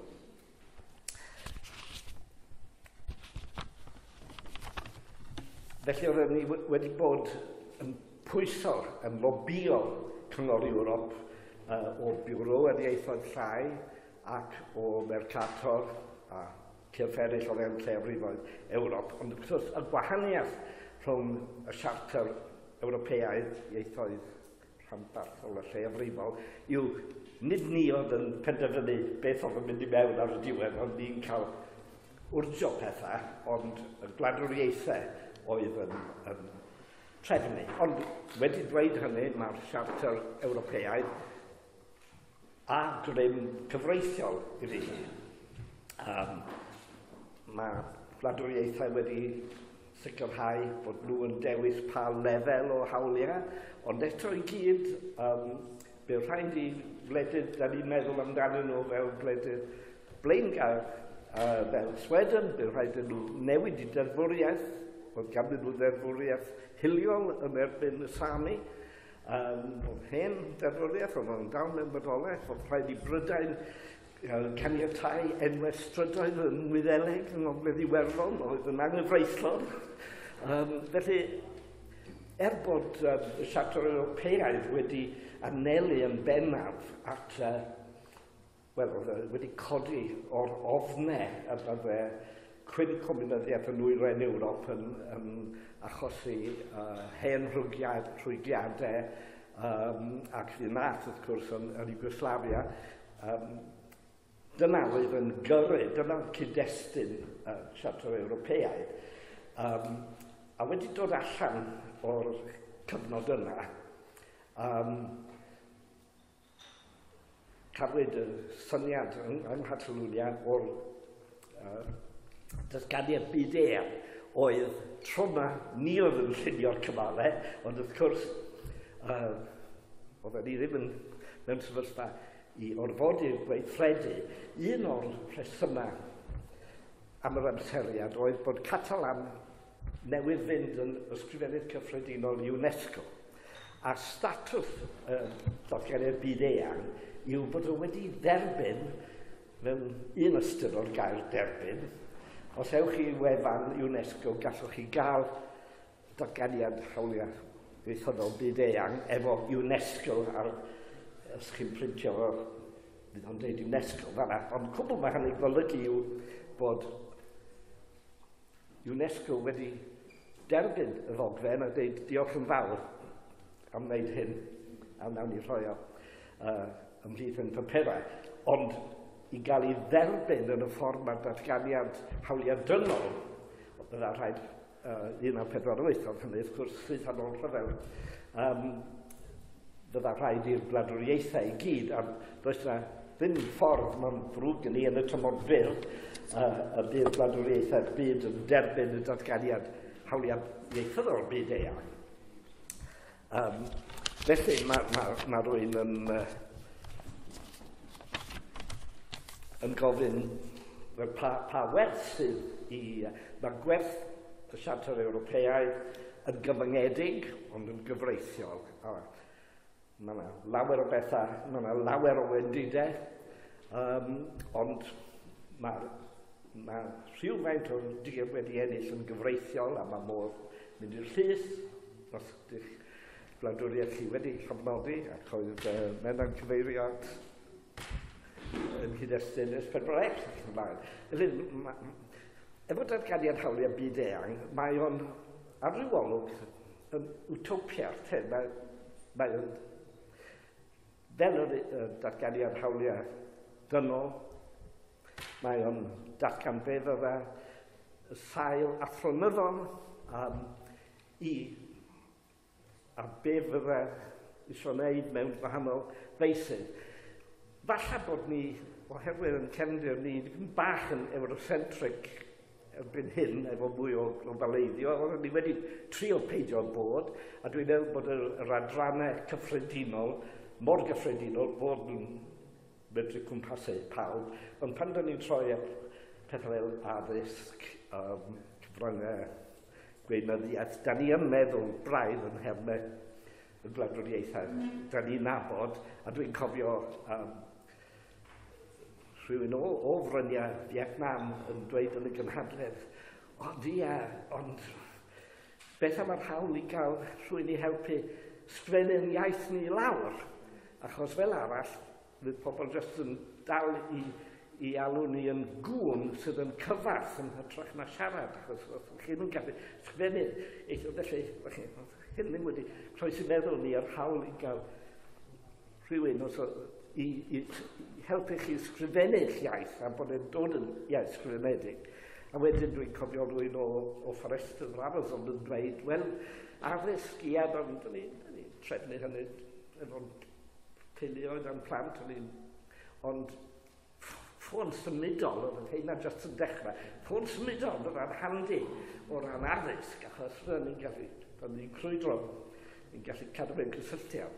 A wedyn, felly, oedd y pobl crwydrol eraill yng ngogledd Siberia ac yn blaen, oedden ni'n meddwl yn diriogaethol iawn, a mae hynny'n bwyslais pwysig, ond eto, sut ydych chi'n addasu hyn at bobl sydd yn crwydro rhwng gwahanol gwladwriaethau.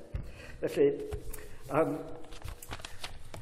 ond beth yw werth datganiad athronyddol, sylfaenol o'r fath, a wedyn gofyn am hawliau mewn gwahanol. Mae'n fath o wmbarel syniadol, fel oedd Paul sôn am wmbarel o fudiadau, a dwi'n meddwl bod mae gosod nod, os ydych chi'n edrych nôl ar datganiad hawliau dynol 1948, y ffaith bod Cenhedloedd wedi derbyn o, ddim wedi llwyddo i orfod i pobl i weithredu fo mewn sawl lle, ond eto mae gosod y nod boesol yn cael effaith tymor hir. Mae'n rhywbeth gallwch chi fesur wledydd sydd yn medru yn ymffrostio bod nhw'n cyflawni hyn. Mae 1948 yn dweud pethau'n cyfartaledd merched y dynion oedd ddim yn wir, sydd ddim yn wir yn hanhygoel o'r byd, ac ddim yn wir yn fan hyn tan bell ar ôl 1948. Ond, felly mae yna werth gosod y nod. A wedyn, y gwerth arall dwi'n gweld yw creu y disgwrs. A mae hynny yn arbennig o bwysig yn y byd Prydeinig, dwi'n meddwl, achos i ddeud y gwir, mae'r dwy siarter dwi wedi sôn amdanyn nhw, maen nhw tu allan i'r traddodiad Prydeinig sydd fel da ni'n gwybod, does dim cyfansoddiad, does dim cyfansoddiad ysgrifenedig, mae popeth yn datblygu ad hoc braidd, datganoli anghyfartal. Dyma, mae o'n drefn gwahanol. Mae'r chwyldro Ffrainc, datganiad annibyniaeth America, datganiad 1948 hawliau dynol, mae hyn i gyd yn un traddodiad, a mae Prydain sefyll tu allan y traddodiad yma. A fyswn ni ddim yn dibryso yr agwedd Prydeinig yn llwyr, mae o wedi galluogi ni yn Nghymru i gael concesiynau heb fod, yn Ffrainc, chi'n gorfod newid cyfansoddiad i roi rhai hawliau. Ym Mhrydain, os ydych chi'n cael digon o stêm tu'n ôl i rhywbeth, mae yna siawns allwch chi newid y drefn heb orfod newid o'r holl fframwaith cyfansoddiadol. Mae'r Gymraeg wedi llwyddo ar adegau i ennill tir trwy hynny, ond y gwendid sylfaenol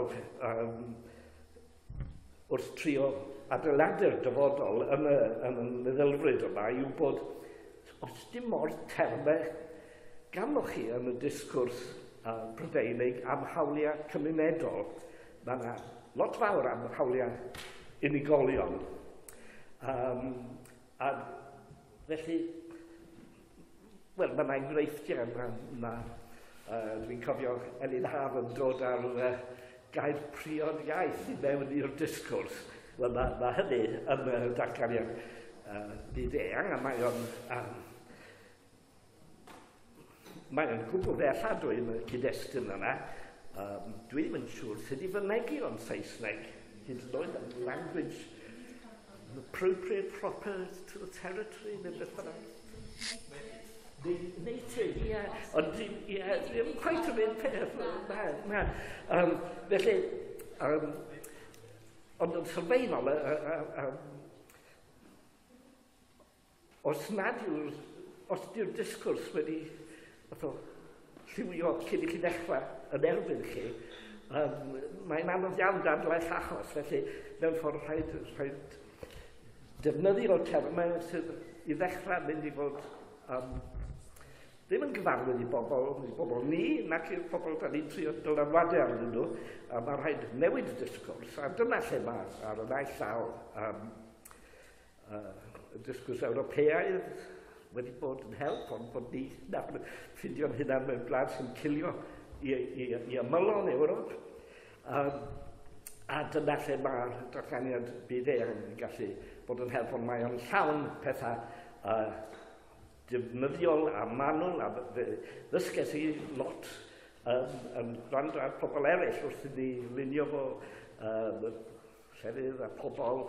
Ddim yn hawl i'w henwau hunan, ddim yn hawl i'w rhoi enw na geiriau yn ei iaith ei hunan ar fedd ar y glas. A rhai o'r rhain pethau yma mewn gwledydd fel chi ddim yn meddwl bod hynny'n broblem. Cwbl dwi'n ymwneud nawr yw cyflwyno Maria yn mynd â chi drylwyd trwy'r datganiad ac awgrymu i'r Gymdeithas.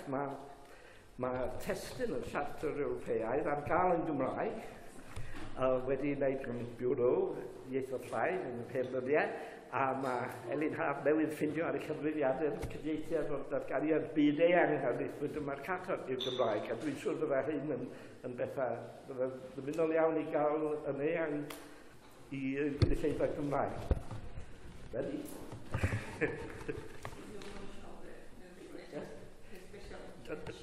Dwi ond bod yr un Gymraeg yn Prifysgol wedi, a dyma'r un Saesneg, a mae'n Catalaneg. No, it's not Catalan, it's the declaration, the big. You can explain that. Ond, mae rwy'n yn colli ambell i gyfle hefyd trwy beidio gwybod am y datganiad byd-eang, achos pan oedd o wedi paratoi, gofynnwyd i enwogion byd, rhif 2 o yn dweud gyda chefnogaeth, a nid just pobl fyddech chi'n meddwl, ond pobl fydde'n cyfri efo'r pobl da ni'n dadle fod nhw'n aml iawn, felly rhif 2 o'r rhestr yw Nelson Mandela, mae Desmond Tutu'r rhif 10, neu rhywbeth fel yna. Wedyn mae pobl Seamus Healy's ac yn y blaen, fel allan byddech chi'n disgwyl, ac oedd y cysylltiadau pen rhyngwladol yn ddefnyddiol iawn yn cael y phenorion, wrth gwrs. Felly, mae os drwyddo i chi, Maria, a rhowch croeso i Maria trwyddi hi i CIEMEN am y holl waith yn wedi wneud dros y blynyddoedd.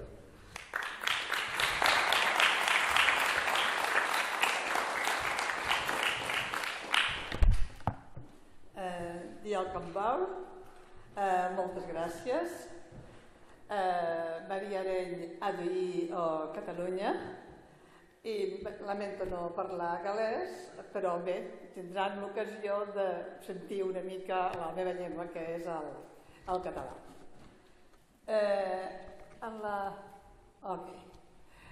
Després de les paraules del professor Thomas, jo el que faré serà una mica explicar més el contingut de la declaració, una mica com es vaig estar, i després la influència que ha pogut tenir la declaració en la posteritat des que es va signar fa 15 anys. L'any passat van commemorar el 15è aniversari de la seva signatura, doncs des d'aleshores fins ara. Bé,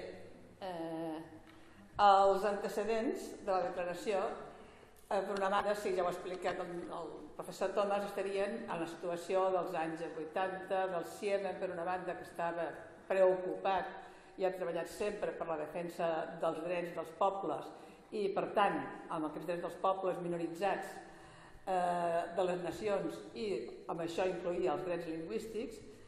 Ja amb el Mercator, que funcionava des del 87, el CIEMEN tenia la part de dret i legislació lingüístiques dintre de la xarxa Mercator, i aleshores en el 1993 es va donar la coincidència que el PEN Club, el Comitè de Traduccions i Drets Lingüístics del PEN Club, es va reunir a Palma, a les Illes Balears, i també va llançar la idea d'elaborar una declaració sobre drets lingüístics que fos com una pauta per promoure i defensar tots els parlants i escriptors de qualsevol llengua. El nostre president Medi del CIEMEN, l'Aureli Argemí, sempre explica que ell ho va llegir a la premsa, va pensar que era un bon moment per a unar esforços, es va posar en contacte amb el president del comitè, que en aquell moment era català, també, en Carles Tornet, i els va ser fàcil i van començar de seguida a pensar com podien treballar en una declaració que arribés molt més enllà. La feina va ser ingent durant 3 anys, hi van treballar durant 3 anys, i aquests anys hi van treballar 40 o 41 experts d'arreu del món. Es van aprofitar ja en aquell moment les noves tecnologies, els contactes amb el correu electrònic, va ser més fàcil que el que es podia imaginar-se, i que la feina va ser difícil perquè s'intentava buscar alguna cosa universal.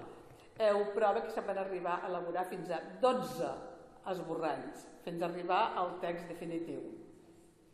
El text definitiu es va lliurar, es va aprovar el 1996, la Conferència Mundial de Drets Lingüístics que va tenir lloc a Barcelona. L'acte central va ser el 6 de juny, al Paraninf de la Universitat, en un lloc sagrat de la Universitat. Es va aprovar per aclamació i la van signar tots els que hi havien intervingut en la seva declaració. 61 ONGs de grans a petites, és a dir, organitzacions no governamentals. En els signataris hi havia els Cymdeithas, hi havia també l'EKB del País Basc, els antecedents del Kontseilua, i bé, ja no cal dir que hi havia el Mercator i que hi havia signataris de tot el món. Evidentment, els 41 centres PEN també que havien anticipat i tots els experts. En aquesta...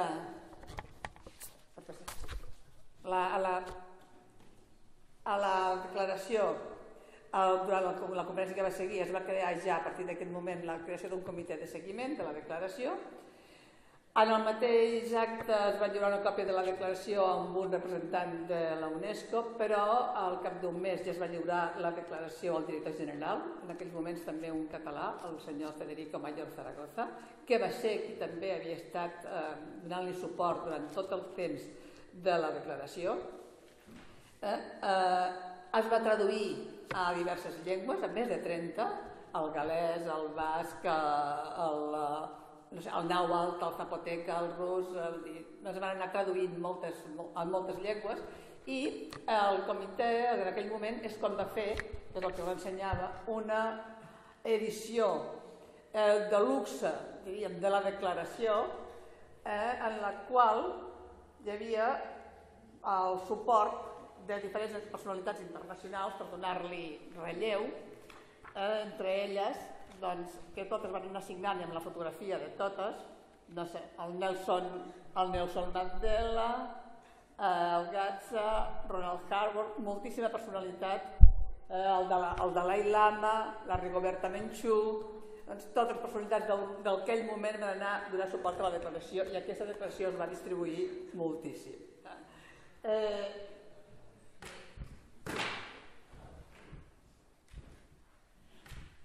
Quin camí va seguir després? I a més s'hi van anar adherint diversos parlaments, entitats, ajuntaments, es van anar adherint a la declaració a part de signataris originals que s'havien fet en aquell moment.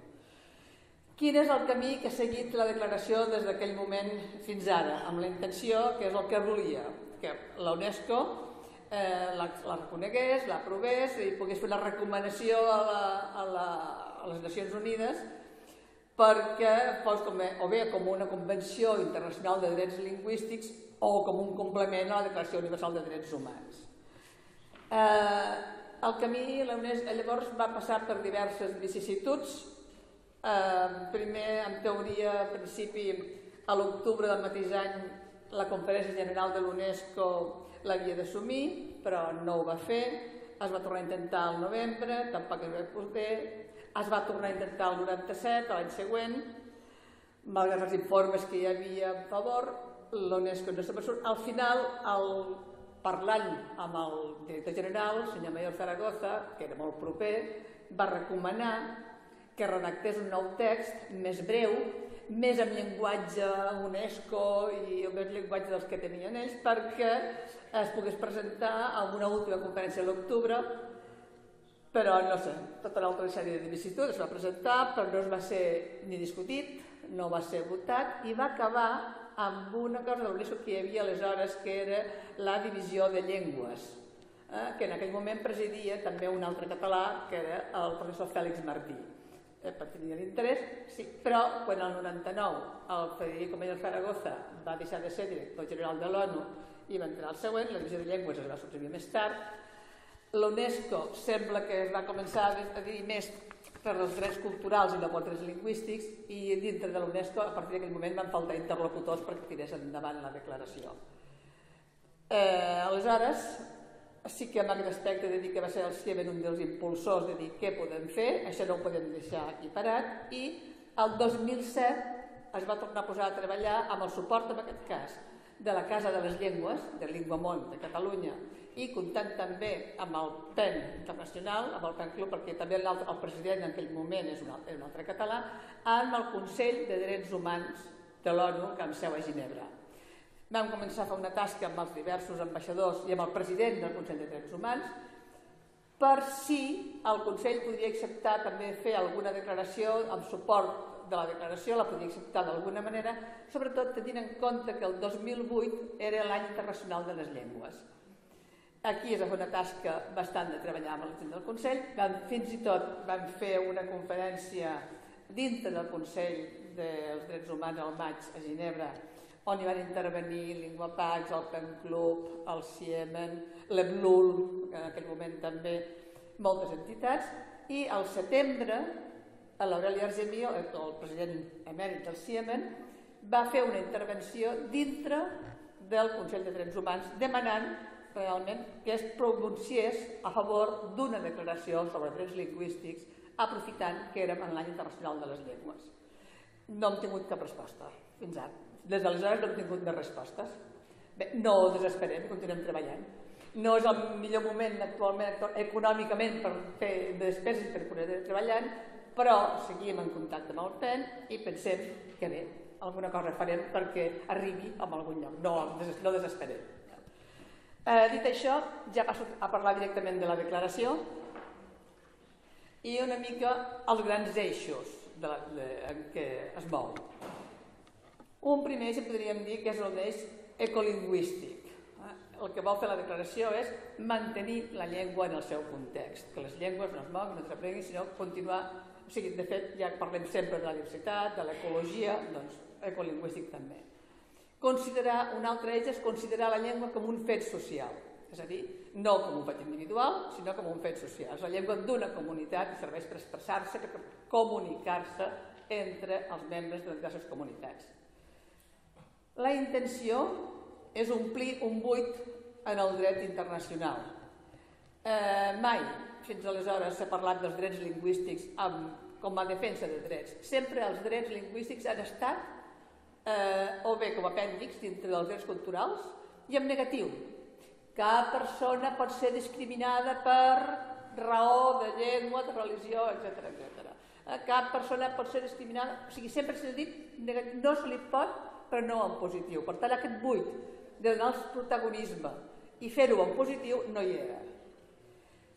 Vol incidir en els estats, que siguin els estats els que prenguin també un paper actiu en això, i en les situacions que pateixen les diverses llengües del món oprimides.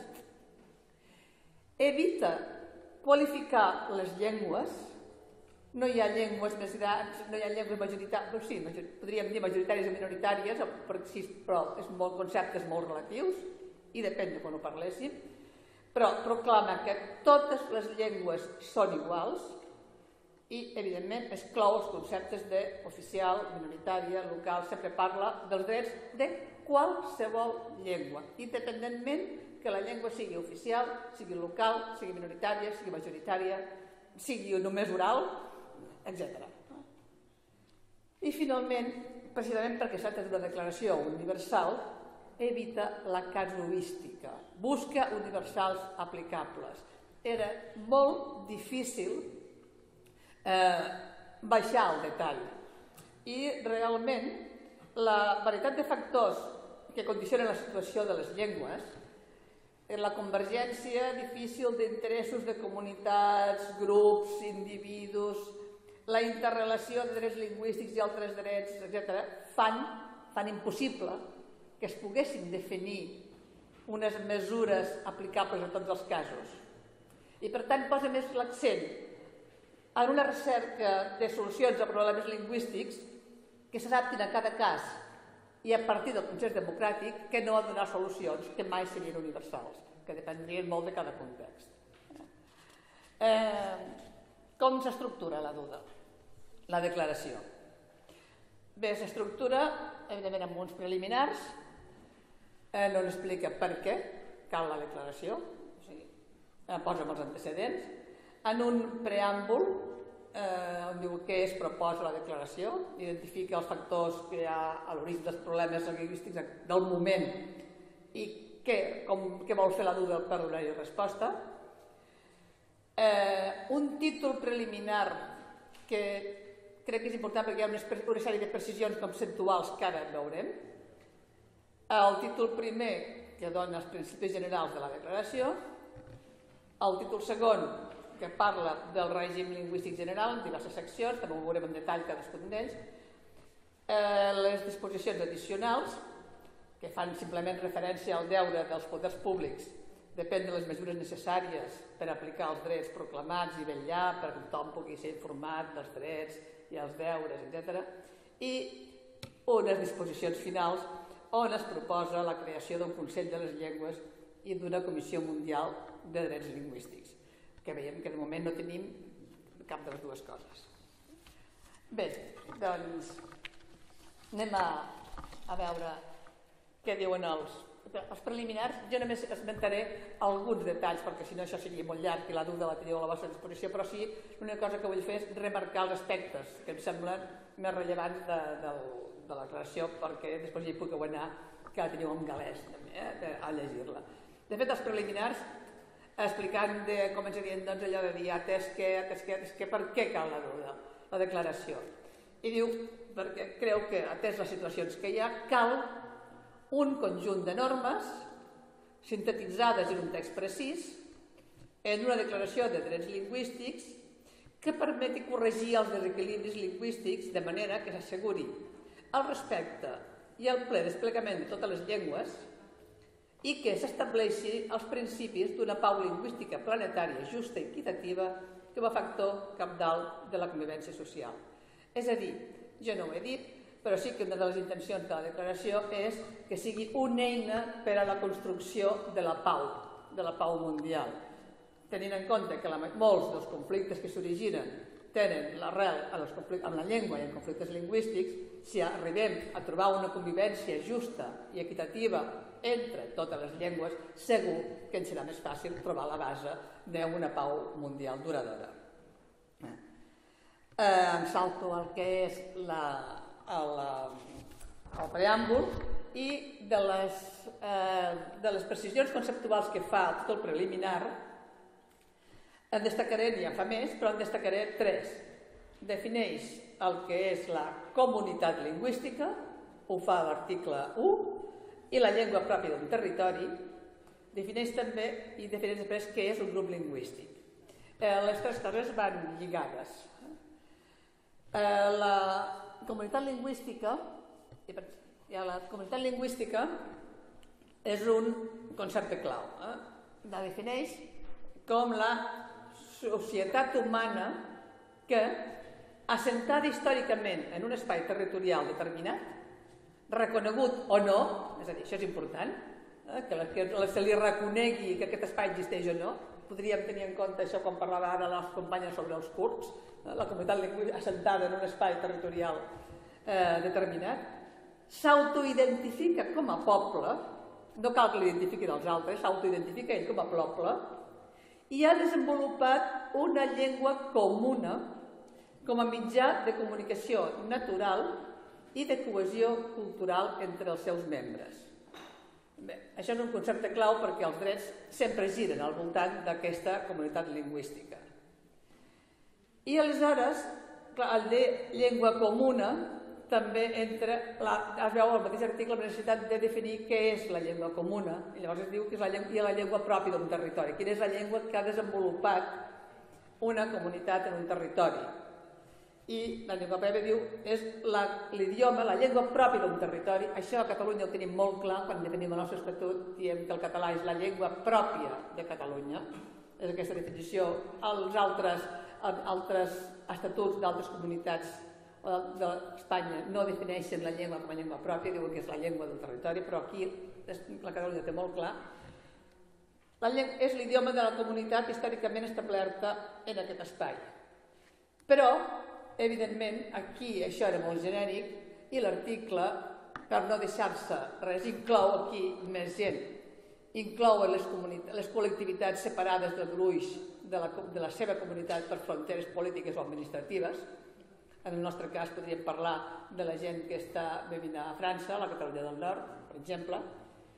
Estan assentades històricament en un espai geogràfic reduït, envoltat pels membres d'altres comunitats lingüístiques, o estan assentades en un espai geogràfic compartit amb els membres d'altres comunitats lingüístiques de historicitat similar, a més dels pobles nòmades amb les seves àrees de desplaçament o els pobles d'assentament dispers. És a dir, que intenta moltes situacions diverses dintre del concepte de la llengua pròpia del territori. I com que, a més de la comunitat, després, no solament hi ha una sèrie de gradacions dintre de les llengües del territori i les comunitats, aleshores també la definició defineix el que és el grup lingüístic. I el grup lingüístic el defineix com a la col·lectivitat humana que comparteix una mateixa llengua i que es troba assentada en l'espai territorial d'una altra comunitat lingüística però sense una historicitat equivalent, que és important, com per exemple els immigrats, els refugiats, els deportats o els membres de les diàspores. És a dir, parlar per una banda de comunitat i després parlar de grups lingüístics, això fa 15 anys que encara començàvem la globalització però no hem arribat a ara que les migracions realment s'han mogut moltíssim, és un recurs, jo crec que intel·ligent, per tractar de la complexitat de les relacions interlingüístiques, perquè permet reconèixer drets lingüístics en situacions en què no hi pot haver polítiques simplistes. És raonable que aquestes comunitats mereixin drets lingüístics, drets concrets, i mereixin una protecció especial, i una altra diferent també als grups del territori. O sigui que, dintre de, diríem, d'alguna manera, cada comunitat i cada grup haurà de formular, la declaració ho deixa obert perquè formuli les seves pròpies solucions. I exclou conceptes importants. Jo crec que és important també els conceptes que exclou. Exclou el concepte de llengua regional o minoritària. Fixeu-vos que la Carta Europea és la Carta Europea de les Llengües Regionals o Minoritàries. La declaració exclou aquests dos conceptes. Per què ho diu molt clar? O sigui, prefereixo llegir-ho les paraules que diu la declaració. Si bé en algun cas el reconeixement com a llengües minoritàries o regionals pot facilitar l'exercici de certs drets, és freqüent l'ús d'aquests determinatius per restringir els drets d'una comunitat lingüística. És a dir, jo crec que se'n fa més ús per restringir-los que per afavorir-los. I llavors la declaració per això diu no hi ha llengües minoritàries, regionals, totes les llengües són iguals i totes les llengües tenen els mateixos drets. I l'altre concepte és la que exclou és la confusió o l'equiparació de llengua oficial amb llengua pròpia. Això els estats ho tenen molt clar. Com que és la llengua oficial de l'estat, és la llengua pròpia de l'estat i no n'hi ha cap més. I en canvi, la declaració exclou que una llengua pugui ser considerada pròpia d'un territori únicament pel fet de ser l'oficial de l'estat o de tenir tradició de ser utilitzada dins d'aquest territori com a llengua administrativa o de certes activitats culturals. Crec que no calen comentaris i realment és prou clar que la declaració de Tangier hagi d'excloure el concepte de llengua oficial igual a llengua pròpia. No tenen res a veure. Continuo ja amb el títol primer. Amb el títol primer estableix els principis generals, però jo només en citaré dos també, perquè si no, si haguéssim de comentar tota la declaració, jo crec que anem una mica el temps, no sé si tenim molt de temps o poc, o com ho portem, però vaja. 5 minuts? Bueno, és una mica difícil, però intentaré. Els principis generals en destaco dos.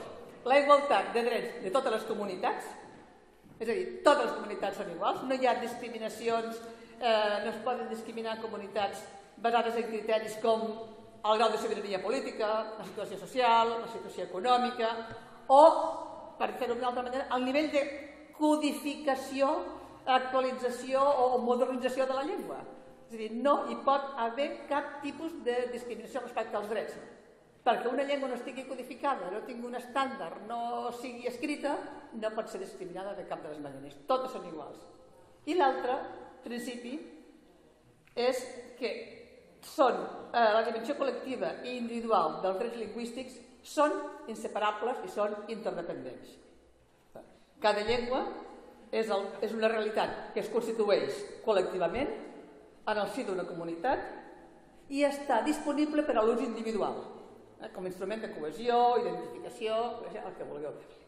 Aquests són els dos grans principis. Per tant, resumint, una mica, que no va la declaració, la base és la comunitat lingüística, que es caracteritzaria per la seva territorialitat i el seu caràcter històric. La comunitat lingüística era el subjecte de dret principal, però no és l'únic, perquè les persones usen la llengua individualment i dintre del territori pot haver també altres comunitats o grups lingüístics, o sigui, amb una tema de gradació que podríem dir, i que, per tant, les dues dimensions col·lectives i individuals són inseparables i interdependents. Crec que això és el bàsic de la declaració. Després, amb el següent títol, amb el títol segon de la declaració, explica els àmbits en què regula. l'administració, el regula tots, l'administració, l'educació, l'onomàstica, els mitjans de comunicació i noves tecnologies, cultura i l'àmbit socioeconòmic. Que ja no hi entro, perquè llavors això sí que ja no tindria prou amb els 5 minuts que m'ha dit que tenia per acabar. Per tant, aquest seria, a grans trets, els principis en què es basa la declaració i que ja veieu que sí que són utòpics, segurament, molt universals, però que sí que poden servir de base per a la reflexió i que poden ajudar a altres declaracions o altres legislacions posteriors. I realment ha tingut influència la declaració en els tractats o les lleis posteriors? Concretament en els tractats internacionals posteriors? Jo crec que no gaire. Perquè, bé, aquí he fet una llista una mica de tots els grans tractats internacionals que han sortit després de la declaració. La resolució de l'ONU dels drets de les persones pertanyents a minories nacionals o ètniques, la Convenció dels drets de les persones amb discapacitat, la Declaració dels pobles indígenes, aquesta sí, de l'UNESCO, del Consell d'Europa, de la Unió Europea, no les llegeixo, però ja veieu que ja les coneixeu. La Declaració Universal de la Diversitat Cultural, per exemple, etc. O les... Sí, ja pots passar, ja no les llegiré totes, pots passar l'altra.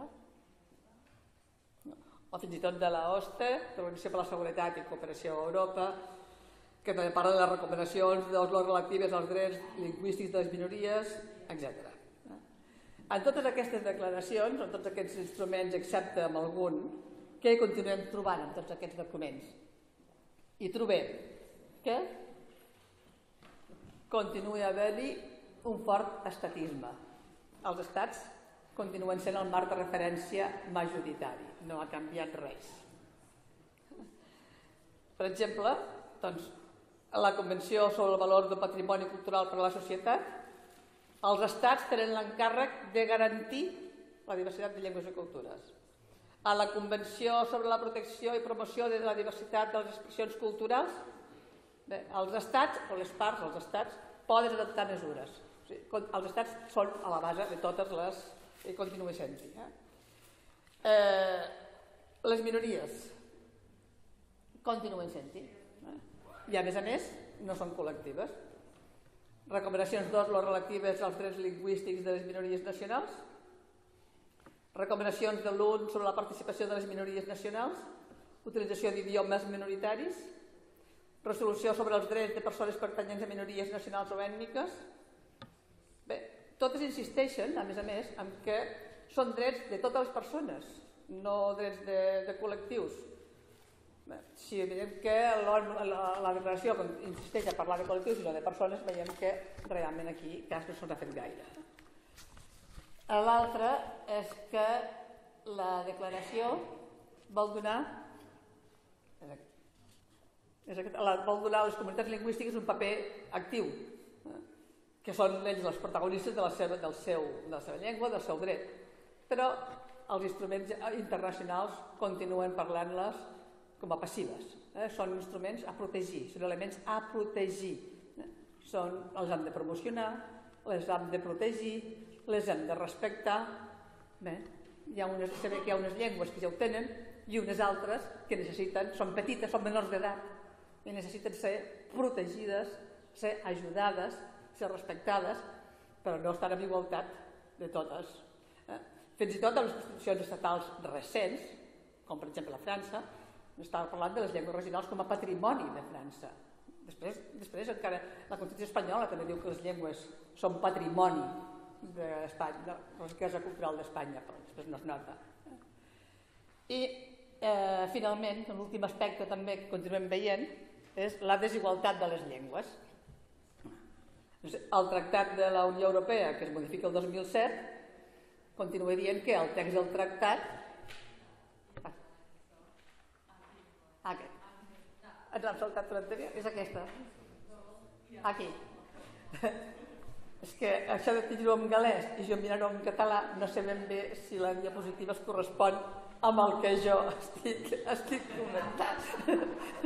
Em miro si els paràgrafs funcionen. Bé, el Tractat de la Unió Europea del 2007 continua dient que el text del tractat només és autèntic en llengües estatals. i que es pot traduir a altres llengües oficials. Però, per tant, no hi ha una igualtat efectiva de totes les llengües d'Europa. La Carta dels Drets Fonamentals de la Unió Europea diu que els ciutadans poden adreçar-se a la Unió Europea en una de les llengües dels tractats. Per tant, no tenen llibertat d'adreçar-se a la Unió Europea en totes les llengües. Esperem que puguin continuar fent, els grups que hi treballin puguin continuar fent alguna cosa per treballar per aquesta igualtat de totes les llengües, però continuen havent-hi la desigualtat i la declaració, els instruments. Està, com deia el professor Thomas, a la pàgina de la UNESCO, està com un element que l'han posat allà, la podem consultar, però ells no la consulten ni la tenen en compte realment. Quins aspectes positius, en canvi, aquí la declaració sí que ha fet alguna cosa, ha tingut alguna influència, sembla, o si més no, hi ha alguna novetat? Per exemple, les recomanacions de l'UN sobre la participació de les minories nacionals en la vida pública, que reconeix el dret a elegir els noms en l'idioma minoritari i que reconeguin oficialment els seus noms, que és un avanç, perquè fins ara no tenien dret tampoc amb aquestes coses. O, potser, a la més interessant, que es pot confrontar amb l'apartat de la duda de la secció d'onomàstica. Sí. O bé, ja pot passar a la següent. Sí. O bé una altra seria la més important, la declaració sobre els drets dels pobles indígenes. Pots passar? Next. Yes. La declaració sobre els drets dels pobles indígenes en els apartats d'educació i mitjans de comunicació, que els pobles indígenes tenen dret d'establir i controlar els seus sistemes i institucions docents que imparteixin educació en els seus propis idiomes, que així es pot confrontar amb el que diu la declaració de la secció d'educació, o bé els mitjans de comunicació, que diu que els pobles indígenes tenen dret d'establir els seus propis mitjans d'informació en els seus propis idiomes, que es pot confrontar amb la secció quarta, en els mitjans de comunicació. Per tant, bé, algun efecte positiu ha tingut, si més no, potser ho hauríem fet igual, segurament sense la declaració, però segur que també ha ajudat. De tota manera, i amb això acabo, no té molta influència amb els tractats internacionals, però jo crec que la declaració, com a mínim, sí que continua sent el marc de referència per a la defensa dels drets i, si més no, les organitzacions, la societat civil, tota la gent que lluita en la defensa d'aquests drets continuen citant la declaració i utilitzant-la. Per exemple, i ho diran aquesta tarda, quan parli de contra a patir, ho va sentir, el 2010 a Catalunya, amb una de les manifestacions que va fer contra la sentència de retallada de l'Estatut, l'Institut d'Estudis Catalans, amb el seu manifest de la comunitat científica, al·ludeix a la declaració per donar suport, per recolzar les nostres reivindicacions, o, fins i tot, més recentment, aquest 2012, no sé, els jubilats de Mallorca, que van fer una vaga de fam, que va sentir-se per tota Europa, també, quan es posen els motius de per què han fet la vaga de fam, es posen, al·ludeixen els dos elements de la declaració del dret a la llengua pròpia i de la comunitat lingüística. Per tant, si més no, dona material i dona idees, dona suport a la gent perquè continuem treballant amb la defensa dels drets de les nostres llengües. Moltes gràcies i fins a la tarda.